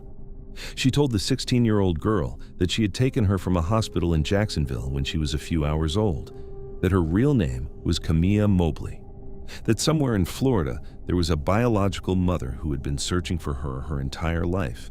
And here's the part of this story that I think most people miss when they hear about the case. Alexis didn't run to the police. She didn't call a hotline. She didn't expose Gloria. She kept the secret. For 2 years, she kept loving Gloria. She kept calling her mom. She kept living her life. She finished high school. She made plans for graduation. She talked about college. And the whole time, she carried this enormous, world-shattering secret that her own existence was a crime and she protected the woman who had committed it. That's loyalty. That is the rawest, most disorienting kind of loyalty. In late 2016, the National Center for Missing and Exploited Children got a couple of anonymous tips.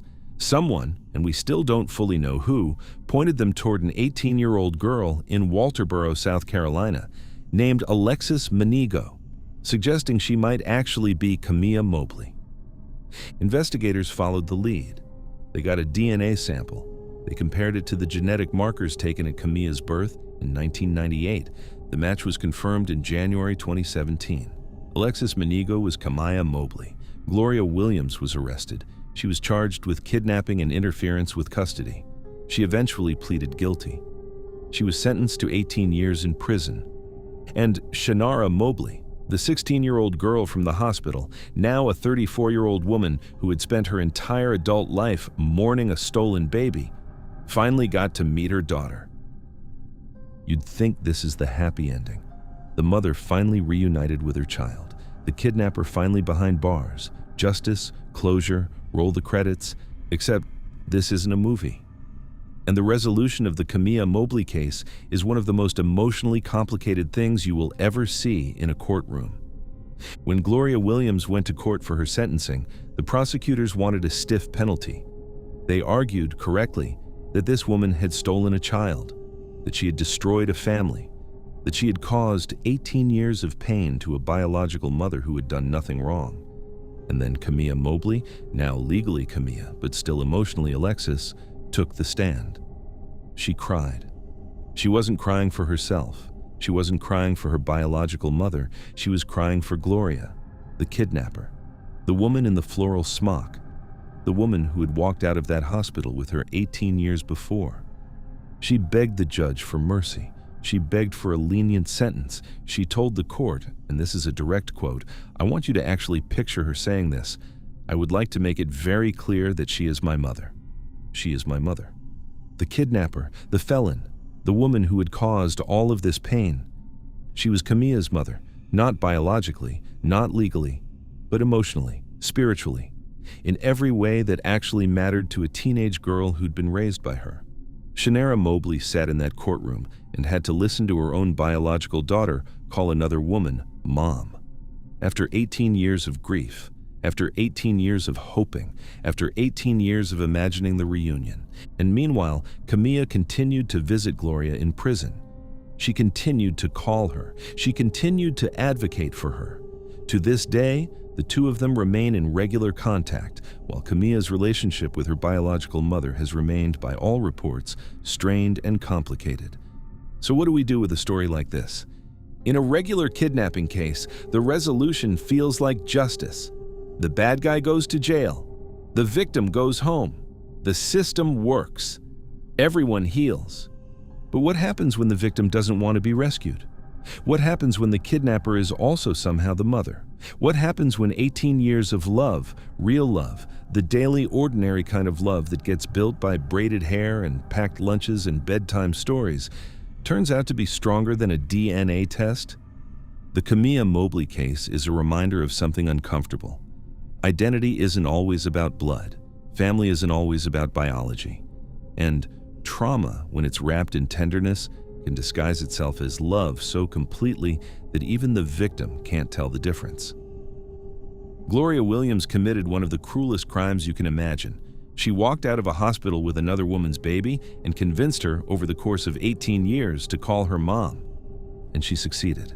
She is sitting in prison right now, calling her daughter on the phone. And on the other end of that line, a young woman is trying to figure out how to love two mothers, the one who lost her and the one who took her. There is no neat bow on this story. There is no clean ending. There is just the slow, painful, lifelong arithmetic of trying to figure out who you really are when half of your life was stolen and the other half was a lie that felt exactly like home.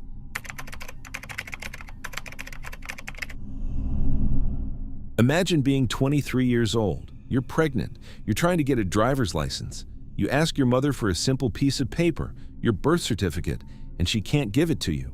She gives you a different excuse every time you ask. She gets agitated, she gets defensive, she gets weird, and one day You sit down at your computer, you pull up a website that lists kidnapped children from decades ago, and you start scrolling. Just scrolling. Curious, maybe a little paranoid. And then you stop. Because you're staring at a photograph, an age progression sketch of a baby who was stolen from a New York hospital 23 years earlier. And the baby in the picture looks exactly like the newborn daughter you just gave birth to. Looks exactly like the face that stares back at you in the mirror. And in that moment, sitting alone at your computer in Atlanta, Georgia, you realize something nobody on earth has ever realized before. You realize you are the missing child. You realize the woman who raised you is a kidnapper. You realize your entire life has been a lie. This is the impossible story of Carlina White. Let me take you back. August 4th, 1987, New York City. And not just any summer day. This is a record-breaking, blistering, brutal New York heat wave.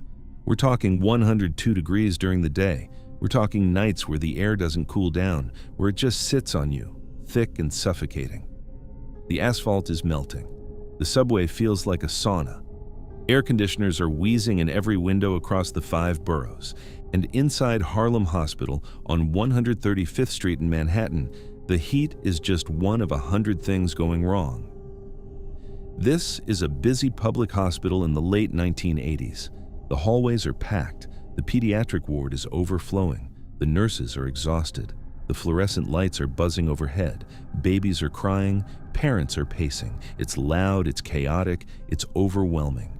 And in the middle of all that chaos are 2 terrified kids, and I mean kids, named Joy White and Carl Tyson.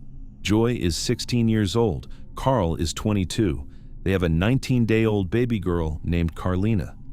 And Carlina has a fever. A high fever. The kind of fever that, with a newborn, makes you want to break every speed limit on the way to the ER. So they bring her in. The doctors admit her to the 17th floor pediatric ward. They start her on IV antibiotics. They tell Joy and Carl she's going to be okay, but she needs to stay overnight for observation. And as Joy is sitting in the hallway, exhausted, terrified, drowning in maternal guilt, because what kind of mother lets her baby get this sick? A woman in a white nurse's uniform walks up to her. This woman is heavy-set. She's calm, she's warm, she's got this comforting, motherly energy. And she just starts talking to Joy, reassuring her, telling her babies get sick all the time, telling her she's a good mom, telling her the doctors at Harlem Hospital are the best in the city, telling her to go home and get some rest because the baby is in good hands. Her hands. Joy is 16. She's been awake for hours. She's terrified. And here's this kind, professional-looking woman in scrubs telling her everything is going to be fine. So Joy and Carl, eventually, listen. They leave the hospital that night. They go home to try to sleep. They plan to come back first thing in the morning. When they come back the next morning, the crib is empty. Carlina is gone. And the kind nurse? She's gone too. Joy starts screaming.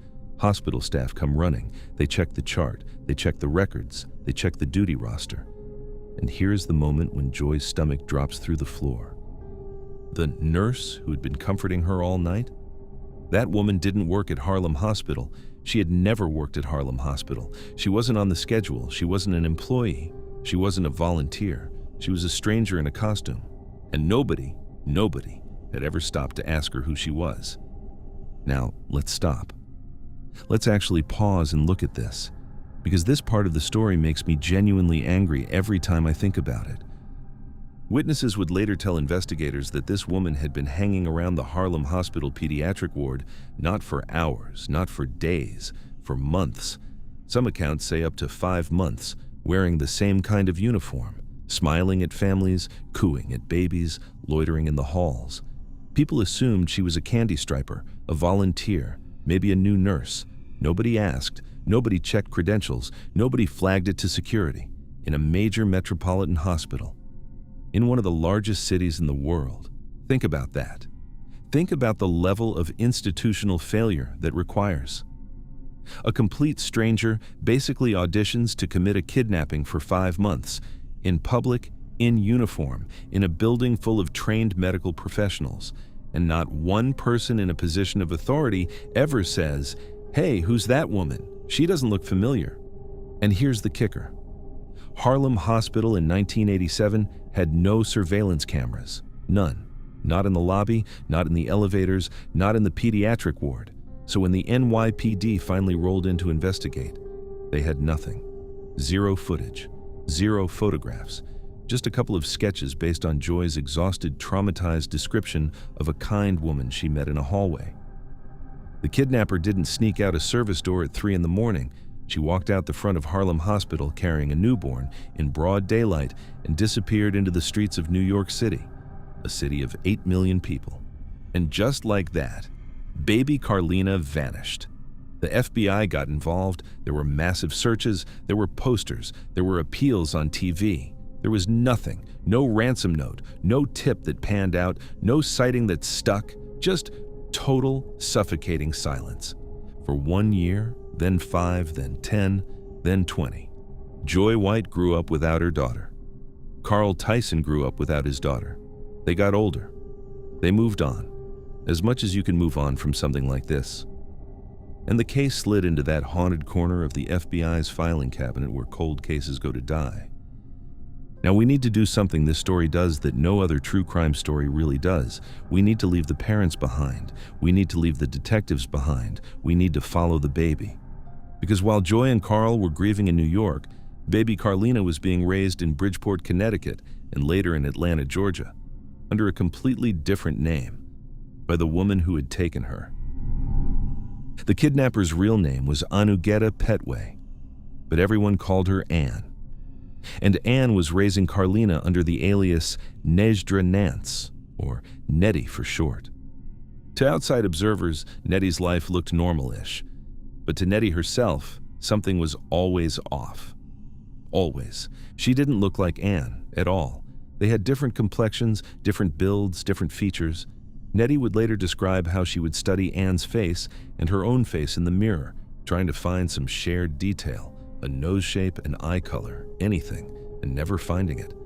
And it wasn't just appearances. Nettie felt no emotional connection to the woman she was told was her mother. She felt no warmth, no safety. In fact, Anne was strict, allegedly abusive. Nettie would later describe suffering physical abuse at Anne's hands. So from a very young age, Nettie had this quiet, gnawing voice in the back of her head whispering, "Something is wrong here. You don't belong here. This is not your mother. But you can't act on a feeling like that as a child. Where would you even go? Who would you even tell?" So she lived with it for 23 years. The cracks started showing when Nettie turned 16. She wanted to get a driver's license. She asked Anne for her birth certificate. Anne couldn't produce it. Now, a missing birth certificate isn't necessarily a smoking gun. People lose them, people misfile them, people order copies from the state, so Anne promised to take care of it. Time went by.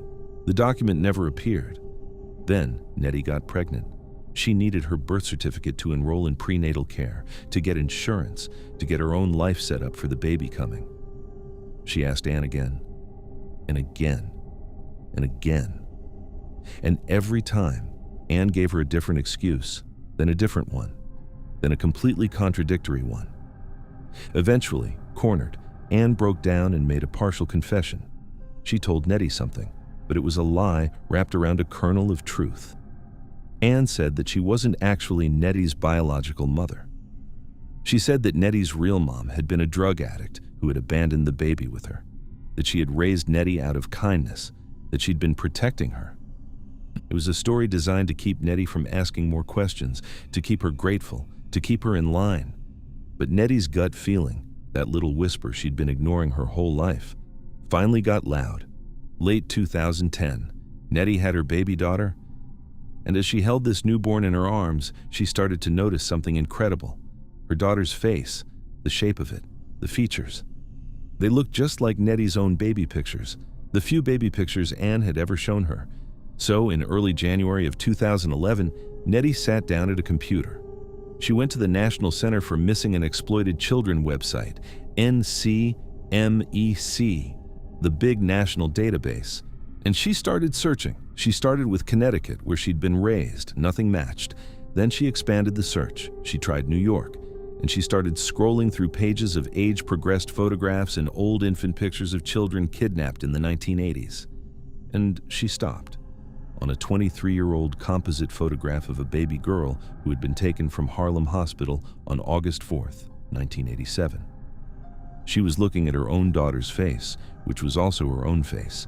The baby in the photo was named Carlina White. Take a second to sit with that moment. Imagine the gravity of what's happening on the other side of that screen. A 23-year-old woman holding her newborn baby realizes, alone in her own apartment with no detective, no FBI agent, no journalist anywhere near her, that she is the answer to a missing persons case that has been open for 2.5 decades, that her entire life is a kidnapping in progress, that the woman who raised her is a felon. Most people in that moment would have shut the laptop, would have walked away, would have decided they didn't want to know. Nettie didn't. She picked up the phone and she called the NCMEC hotline herself. She said, in essentially these words, "I think I might be a missing person." The NCMEC people sounded skeptical at first. They get a lot of calls. But Nettie kept pushing. She gave details. She sent photos. They put her in touch with the FBI. They reached out to Joy White in New York. A DNA test was scheduled. On January 15, 2011, the results came back. Nejdra Nance was Carlina White. The baby stolen from Harlem Hospital on August 4, 1987, had just stood up and identified herself. Anugeta Petway, the kidnapper, tried to run when the news broke. She didn't get far. She turned herself in to the FBI just over a week later. She pleaded guilty to the kidnapping. She was sentenced to 12 years in federal prison. And Carlina, for the first time in her life under her real name, flew to New York to meet her biological parents. Joy and Carl were no longer the terrified teenagers who had handed their sick baby to a stranger in a fake uniform. They were middle-aged. They were exhausted. They had spent 23 years not knowing if their daughter was alive or dead. When Carlina saw Joy for the first time, she said something that just guts you. She looked at her mother's face, really looked, and said, "I can see me." For the first time in her life, she saw a face that matched hers. This case is, by any measure, a miracle. 2 parents got their daughter back, a kidnapper went to prison, a cold case got closed. But here's the part of this story I keep coming back to, the part that bothers me, the part that should bother all of us. In the 23 years that Carlina White was missing, thousands of FBI agents, NYPD detectives, private investigators, journalists, and well-meaning strangers tried to find her. They followed every lead. They chased every tip. They built every database. They poured untold hours and millions of dollars into the hunt. And none of them found her. The only person on Earth who could solve the kidnapping of baby Carlina White was Carlina White herself. She was the detective. She was the witness. She was the victim. She was the entire investigation. She just had to be old enough to use a computer.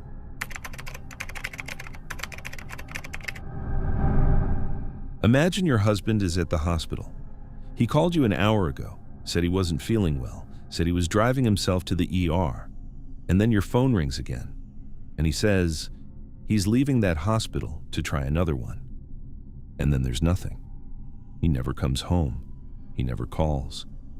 The hospitals have no record of him. The police find his car a few days later, abandoned, neatly parked at the airport. And then it gets worse. Because the bills start arriving. The debt collectors start calling. You discover, slowly, agonizingly, that the man you slept next to for years was drowning in secret debts. The house gets foreclosed on. You and your 2 little boys lose everything. You spend the next decade scraping by, raising your sons in poverty, mourning a husband you assume is dead in a ditch somewhere. And then, 23 years later, you find out he's been alive the whole time, living in a sunny Florida house, married to another woman, flying his own private airplane under the name of a dead fisherman. This is the unbelievable story of Richard Hoagland. Let me set the scene. February 10th, 1993. Fishers, Indiana, a wealthy suburb just north of Indianapolis. We're talking about that bone-chilling kind of Midwestern February where the wind cuts through 3 layers of clothes and the snow on the sidewalks has gone gray and crusty. trees are bare, driveways are slick with ice. Everyone is just trying to survive until April. Now, on a quiet, well-manicured cul-de-sac in Fishers, there's a sprawling 5-bedroom house. Inside that house lives the Hoagland family. By every external measure, they are crushing the American dream. Dad, Richard, is a successful insurance salesman. Mom, Linda Eisler, is the rock of the family. They have 2 adorable little boys, Matthew, who's 9, and Douglas, who's 6. The closets are full of nice clothes. The garage holds nice cars. They even own a speedboat parked over at the local lake ready for summer. Richard, by all accounts, is a pillar. He's charming. He's confident. He's the dad who plays catch in the yard. He's the husband who brings home a steady paycheck. He's the neighbor who waves at you when you pull into your driveway. But here's the thing. Here's what nobody, not his wife, not his kids, not his neighbors, not even the IRS yet, knows. Richard Hoagland is hemorrhaging money. He has been embezzling, allegedly, millions of dollars from his employer. There is an investigation brewing. There is an arrest warrant waiting in the wings. The whole carefully constructed life is about to collapse, and Richard knows it. The dream is a facade, and the facade is hours away from cracking. Morning of February 10th, 1993. Richard gets up, has breakfast, kisses his family goodbye, drives to his office like it's any other Wednesday. Sometime during the day, the phone rings at the Hoagland house. Linda picks up. It's Richard, and he sounds awful. He tells her he's not feeling well, really not feeling well, and he's going to drive himself straight to the emergency room. Don't worry, he says, he'll call her when he gets there. A while later, the phone rings again. It's Richard. He says the wait at the hospital is brutal. The ER is packed. He can't sit there any longer. He's going to leave and try a different hospital across town. Click. That is the last conversation Linda Eisler ever has with her husband. She waits. She calls the first hospital. They have no record of him. She calls the second hospital. They have no record of him. She calls every emergency room within a reasonable driving distance. Nothing. Nobody named Richard Hoagland was admitted that day. So she does what any panicked spouse would do. She calls the police. She reports him missing. She drives around looking for his car.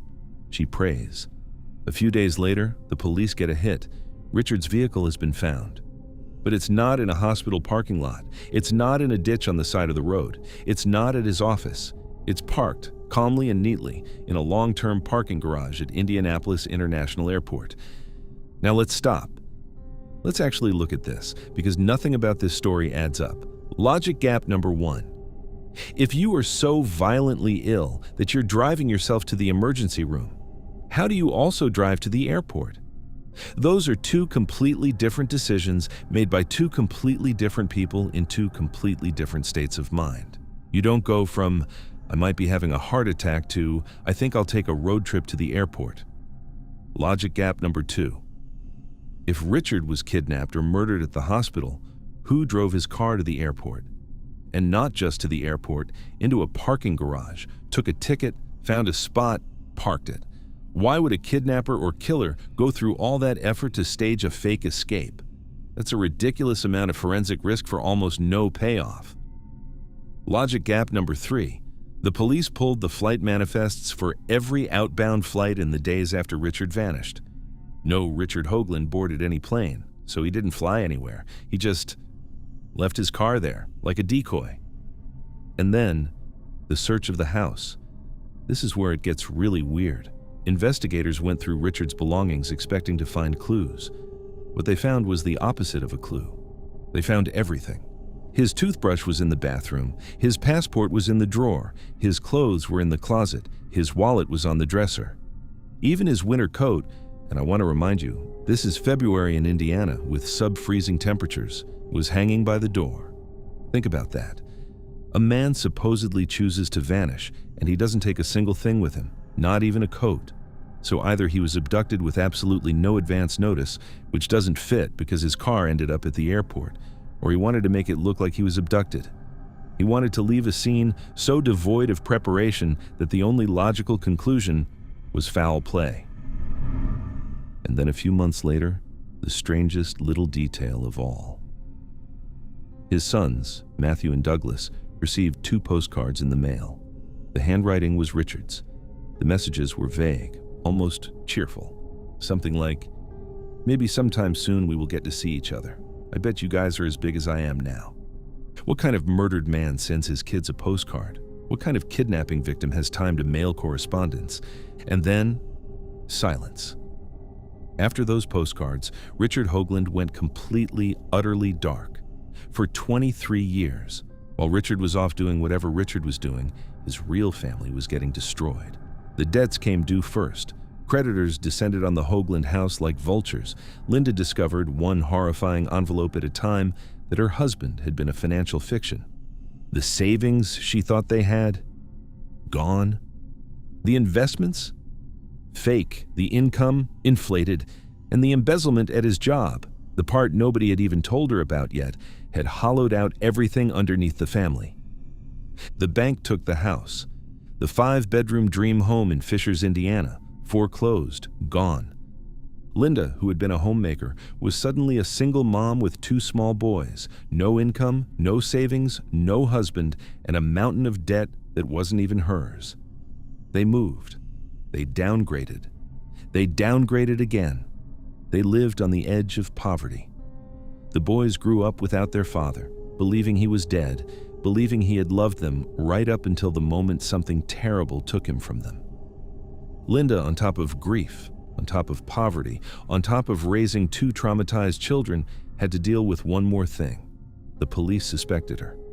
They figured maybe she'd killed him for insurance money. Maybe it was a domestic thing, the classic spouse theory.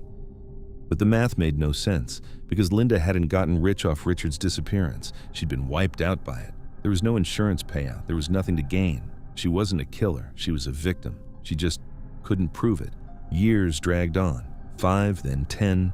In 2003, 10 years after Richard vanished, Linda finally did what she had to do. She got a court order. Richard Hoagland was officially, legally declared dead. She tried to move on. Now let me take you to a completely different place. Sunny, humid, palm tree-lined Pasco County, Florida. Specifically, the city of Zephyr Hills. A pleasant, retirement-friendly community with golf courses and quiet little neighborhoods. In this neighborhood, sometime in 1994, about a year after Richard Hoagland evaporated into thin air at the Indianapolis airport, a new man showed up. He told everyone his name was Terry Szymanski. He was charming. He was likable. In 1995, he married a local woman named Mary. He had another son with her. He bought property. He became a landlord. He saved his money. He took flying lessons. And in time, this man, Terry Szymanski, obtained an FAA private pilot's license. He was, by all appearances, a model citizen, a loving husband, a devoted father, a hard-working small-time real estate guy with a hobby of flying small planes around the Florida coast. There was just one problem. Terry Jude Szymanski, the real Terry, had been dead since 1991. The real Terry was a commercial fisherman. He drowned in a tragic accident at sea. He had no kids. He had a grieving father named Edward, who was absolutely devastated by the loss. And in the early 1990s, after Richard fled Indiana, he ended up in West Palm Beach, Florida, where he rented a room from an elderly man named Edward Szymanski, the grieving father. Richard sat with that man at night, listened to him cry over his dead son, comforted him, built rapport. And then, when Edward wasn't looking, Richard rummaged through his belongings and stole his dead son's death certificate. With that one document, Richard built an entire new life. He used the death certificate to request a birth certificate. He used the birth certificate to get a driver's license in Alabama, then a Florida license, then a Social Security claim, then a marriage, then a son, then a pilot's license, then a house, then a second house, then a small empire of rentals. 2 decades of comfort built on the bones of a drowned fisherman. The thing that finally caught Richard wasn't a detective. It wasn't an FBI raid. It wasn't a tip line. It was a genealogy website. In 2013, the real Terry Szymanski's nephew was building his family tree on Ancestry.com. He pulled up his Uncle Terry's record. He saw the 1991 death record. But then he saw something else. He saw a marriage in 1995. He saw property records from the 2000s. he saw a pilot's license issued years after the death. His Uncle Terry had been very busy for a dead man.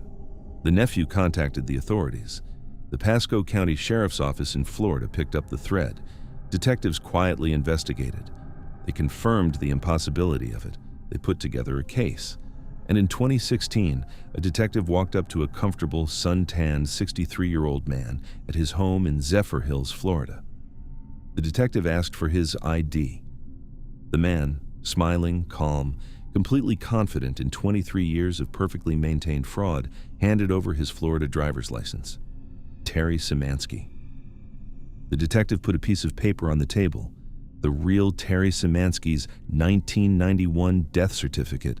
And just like that, 23 years of life, gone. The man's shoulders dropped. He admitted it. He was Richard Hoagland. When the detective asked him why he had abandoned his wife and children in 1993, his answer was almost breathtaking in its coldness. He said he just wanted to get away from his wife. That was it. Not, I was being threatened. Not, I was in danger. Not even, I panicked about the embezzlement charges. Just, I wanted out. Richard Hoagland pleaded guilty to aggravated identity theft. He served some time in federal prison. When he got out in 2018, his first wife, Linda, dragged him into an Indiana courtroom. A judge, looking at 23 years of unpaid child support, 23 years of devastation, 23 years of one family living in poverty while another family lived in comfort, ordered Richard to pay Linda $1.86 million in back support. He'll probably never pay it. Most of his Florida wealth had to be unwound. His second family was shattered too. His second wife, Mary, and their teenage son had to grapple with the fact that the husband and father they knew was a complete invention. Their last name was a lie. Their family history was a lie. Even the man's birthday was a lie. So here's the part that haunts me about this case. We talk about missing persons cases like they're always tragedies. Like the person who vanished is always a victim. We imagine monsters in the woods, kidnappers in vans, killers in alleyways. But sometimes the missing person isn't the victim. Sometimes the missing person is the one creating the victims. Sometimes the family left behind isn't grieving a stolen loved one. They're grieving a man who looked them in the face every day at the dinner table and was already planning his exit. Richard Hoagland didn't vanish because something terrible happened to him. Richard Hoagland vanished because he chose to make terrible things happen to everyone who loved him. And he did it without a second thought, without a backward glance, without, as far as anyone can tell, a single moment of guilt. 2 families, 1 man, 1 stolen name. And somewhere in a small cemetery in Florida, a real fisherman is still buried, quiet, forgotten, resting under a headstone that, for 23 years, was the only honest part of Richard Hoagland's whole second life.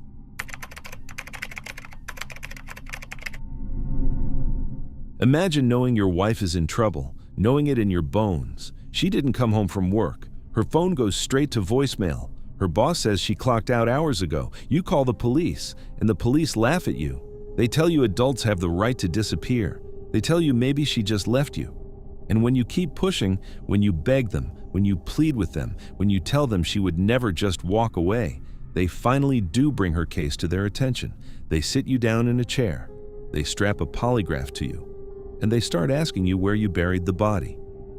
Meanwhile, less than 10 miles from your house, your wife is upside down in a crushed car at the bottom of a ravine. She has a shattered leg, a dislocated shoulder, broken ribs. Her kidneys are failing. She is hallucinating her dead dog sitting beside her. And every single day that ticks by, she is closer to dying. And the only person on earth who can save her is you. But the police have you in an interrogation room, treating you like a killer. That is the unbelievable, infuriating true story of Tanya Ryder. Let me take you to Western Washington, September 19th, 2007. We're talking about that gray, soggy, evergreen part of the country where it rains 9 months out of the year and the highways cut through dense walls of Douglas firs and Pacific Northwest brush. The kind of road where you can be driving along, surrounded by traffic, and 20 feet to your right is a steep ravine choked with blackberry vines and ferns, so thick you couldn't push through with a machete. State Route 169 runs from Renton down through Maple Valley, winding through the suburbs and forests east of Seattle. It's a busy commuter route. Thousands of cars drive it every day. But the shoulders of that road are deceptive. They look like grass. And then the ground just falls away. In this part of Washington lives a 33-year-old woman named Tanya Ryder. She and her husband Tom are nothing fancy. They're working-class people with a working-class dream. They want to build their own house, save up the money, buy the land, do it themselves. To make that happen, Tanya is working 2 jobs, brutal hours, a graveyard shift at a Fred Meyer supermarket in Bellevue and a day job at a clothing shop nearby. She's running on fumes. She's running on coffee. She's running on the promise of a future home. Tom works a similar grind. Their schedules pass each other like ships in the night. Sometimes they only see each other for a few minutes a day, on the way in or out the door. That's not a marriage problem. That's just their life right now. On the night of September 19th, Tanya goes in for her overnight shift. She finishes early the next morning. She gets into her blue 2007 Honda Element, and she starts the drive home to Maple Valley. She never makes it. Tom doesn't realize anything is wrong right away. Their schedules are so tangled that it takes him until September 22nd, 2 full days later, to fully clock that she hasn't come home. Her employer calls. She's missed 2 shifts. Tom checks the house. Her stuff is here. Her car is gone. She didn't come home. He calls 911. And here's where this story stops being a missing persons case and starts being a horror story about institutional failure. The dispatcher at the King County Sheriff's Office basically blows him off. They tell him that Tanya is a healthy adult woman. She has no mental illness. She has no criminal record. She has access to funds. She is not endangered under their criteria. She is, legally speaking, an adult who is permitted to disappear if she wants to. The implication is clear. You're a wife who's left her husband, sir. Sorry, not our problem. Tom is losing his mind. He tries to explain. They wouldn't do this. She's not the kind of person who would just walk away. They're saving for a house. They're partners. Something is wrong. And the police, instead of taking him seriously, gradually start looking at him sideways. Because here's the police logic. When a woman disappears, statistics say her husband or boyfriend is involved more often than not. So Tom is, by default, suspect number 1. The longer he keeps insisting something terrible has happened to his wife, the more suspicious he sounds to the cops. They aren't hearing a frantic husband. They're hearing, in their minds, a guilty man trying to redirect attention. The investigative gaze swings around onto him. Days are now ticking by. Tom can feel the clock. He doesn't know where Tanya is. He doesn't know if she's hurt. He doesn't know if she's been kidnapped, attacked, taken. But every hour matters, and the police aren't searching. They're staring at him. Now let's stop. Let's actually look at this. Because this is the part of the case that every time I read it, I want to throw something across the room. Tom is begging the police to do one specific thing. He is saying, please, just ping her cell phone. Just ask the carrier for the last tower her phone connected to. That's it. That's all I'm asking. Just locate her phone. In 2007, this technology absolutely existed. Carriers could narrow a phone's location down to a few miles via cell tower triangulation. It wouldn't pinpoint her to the foot, but it could narrow the search radius from anywhere in the Pacific Northwest to this 5-mile stretch of road. And the police refuse. Why? Their stated reason is that they don't have probable cause to subpoena the records. Cell phone data is protected under privacy law. They can't just ping a citizen's phone without a warrant, and to get a warrant, they need to show evidence of a crime. And they don't have evidence of a crime because they don't believe a crime has happened. She's just a wife who left her husband. Let's look at that logic. Really look at it. Logic gap number 1. The police are simultaneously saying 2 contradictory things. On one hand, they're saying nothing criminal happened, so they can't get a warrant. On the other hand, they're treating Tom like a murder suspect. Pick a lane. Either nothing happened, in which case, stop interrogating the husband, or something did happen, in which case, go get the warrant. Logic gap number 2. If you actually believe Tom murdered his wife and disposed of her body, the single most useful piece of evidence in the world is her cell phone location. If you find her phone in a creek miles from anywhere, that's evidence Tom dumped it. If you find her phone still at home in a drawer, that's another clue. If you find her phone in another state, that points to her leaving on her own. The phone location is exactly the kind of thing that solves these cases. Why would investigators with murder on their mind not want that information? Logic gap number 3. The clock. Every cop knows that the first 48 hours of a missing persons case are the most critical. After that, the survival rate plummets. So even if there's some chance Tanya is alive somewhere in trouble, even a small chance, the right move is to move fast. Pinging a phone is fast, searching is slow, doing nothing is criminal. But they did nothing. For a week. Tom went on local TV, he pleaded for help. He showed up at police press conferences, he hounded them. He made the case so public that it became a political problem for the sheriff's office. 8 days in, with the media glare blazing, they finally caved. They got the warrant. They pinged Tanya's phone. And the moment they did the simple, basic, obvious thing Tom had been begging for from day one, they got their answer. The cell tower hit narrowed the search to a stretch of State Route 169, not far from Tanya's regular commute route. Search teams fanned out along the highway. A deputy, walking along the shoulder near milepost 19, noticed something. A patch of blackberry brush that looked slightly bent, just a little flattened. Like maybe something had broken through and then the foliage had filled back in over the gap. He stepped closer. He peered over the edge of the road. 20 feet down, in a steep, dark ravine, completely cocooned in a tangle of thorny blackberry vines, was the back end of a blue Honda Element, crushed, upside down, so thoroughly hidden that thousands of cars had been driving past it for 8 straight days without anyone seeing a thing. Rescue crews scrambled down the ravine. They cut through the vines. They got to the car. And inside that car, in a body position that should have killed any human being on Earth, was Tanya Ryder. Alive, barely, but alive. What Tanya had endured for those 8 days defies medical comprehension. So let me actually walk you through it, because you need to feel the weight of this. The car had left the road sometime on the morning of September 20th. Investigators believe Tanya, exhausted from her overnight shift, may have fallen asleep at the wheel. The Honda Element drifted off the highway, hit the embankment, and rolled 20 feet down into the ravine, where it landed upside down and was immediately swallowed by the blackberry thicket. Tanya was conscious for a lot of it. She was hanging upside down, held in place by her seatbelt.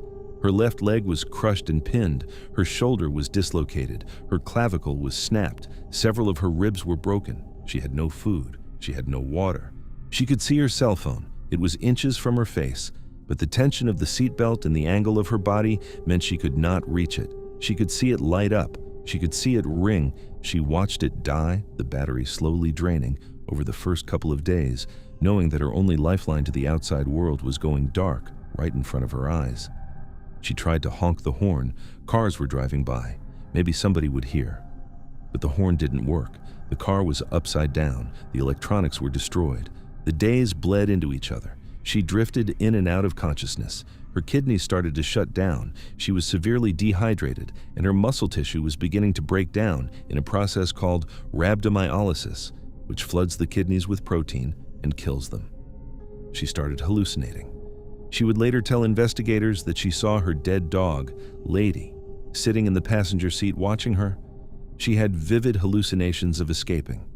And the most heartbreaking hallucination of all, she imagined herself successfully calling 911. In her vision, she got through. She begged for help. And the operator on the other end laughed at her, mocked her, and hung up. A hallucination that perfectly mirrored, in some cruel cosmic way, what was actually happening to her husband on the other end of that real phone line. When the rescue crews finally cut her out, they had to slice the entire roof off the car with hydraulic tools. She was hours from death. Acute kidney failure, severe dehydration, tissue necrosis from spending 8 days in the same contorted position. She had to be airlifted to Harborview Medical Center in Seattle, where doctors worked frantically to save her life, against every medical odd. She survived. Now, I want you to remember where Tom was during all this. Tom was sitting in a police station. Tom was being prepped for a polygraph test, accused of murdering his wife. Tom was being told by people in uniform that he should just confess and tell them where the body was. He was the suspect. He was the killer. He was the lying husband. Until the moment they pinged that phone. Until the moment they pulled his living, breathing wife out of a ravine. Until the moment the entire police narrative about him collapsed into rubble. He wasn't the killer. He was the only person on earth who never stopped fighting for her. If Tom Ryder had given up at day one, when the dispatcher told him to go home, Tanya dies in that ravine. If Tom had taken the police's advice and assumed she just left him, Tanya dies. If Tom had broken under that interrogation, if he'd cracked, if he'd done what the cops wanted and confessed to something he didn't do, Tanya dies. She survived because he refused to be silenced. After the rescue, King County Sheriff Sue Rahr ordered a complete internal review of how the department handles missing persons reports. Policies were rewritten, training was overhauled. The Tanya Ryder case became a case study, taught to dispatchers across the region about exactly the kind of bureaucratic tunnel vision that almost cost a woman her life. So here's the thing about the Tanya Ryder case. It's marketed as a miracle survival story. Woman survives 8 days in a ravine, defies death, comes home, roll credits. But that's not really what this story is about. What this story is about is the slow, grinding, almost deadly weight of being disbelieved. Tanya Ryder didn't almost die because of the crash. The crash was survivable. People walk away from worse accidents every single day. Tanya almost died because for 8 days, the people whose entire job description is finding missing people decided she didn't deserve to be looked for. Because she was an adult, because adults are allowed to vanish, because her husband seemed too upset in a way that made him seem suspicious, because pinging a phone required paperwork, because somebody, somewhere, made a judgment call that her life wasn't worth the bureaucratic friction. We tell ourselves a comforting story about emergency services. If something happens to us, somebody will come, somebody will look, somebody will care. But the Tanya Ryder case reminds you, in the bluntest way possible, that sometimes nobody is coming. Sometimes the system shrugs. Sometimes the person who is supposed to save your life is the one in the way. Tanya survived because her husband refused to be quiet, because he stood in front of cameras while cops were strapping him to polygraphs, because he was willing to look like a guilty man in order to keep his wife alive. In a different timeline, one where Tom is more polite or less stubborn or just a little more willing to trust the police, Tanya is a skeleton in a ravine, still upside down in a car, still wrapped in blackberry vines, slowly forgotten. Because here's the most terrifying lesson of this whole case. The scariest part of going missing isn't what happens to you. It's whether anyone bothers to come look.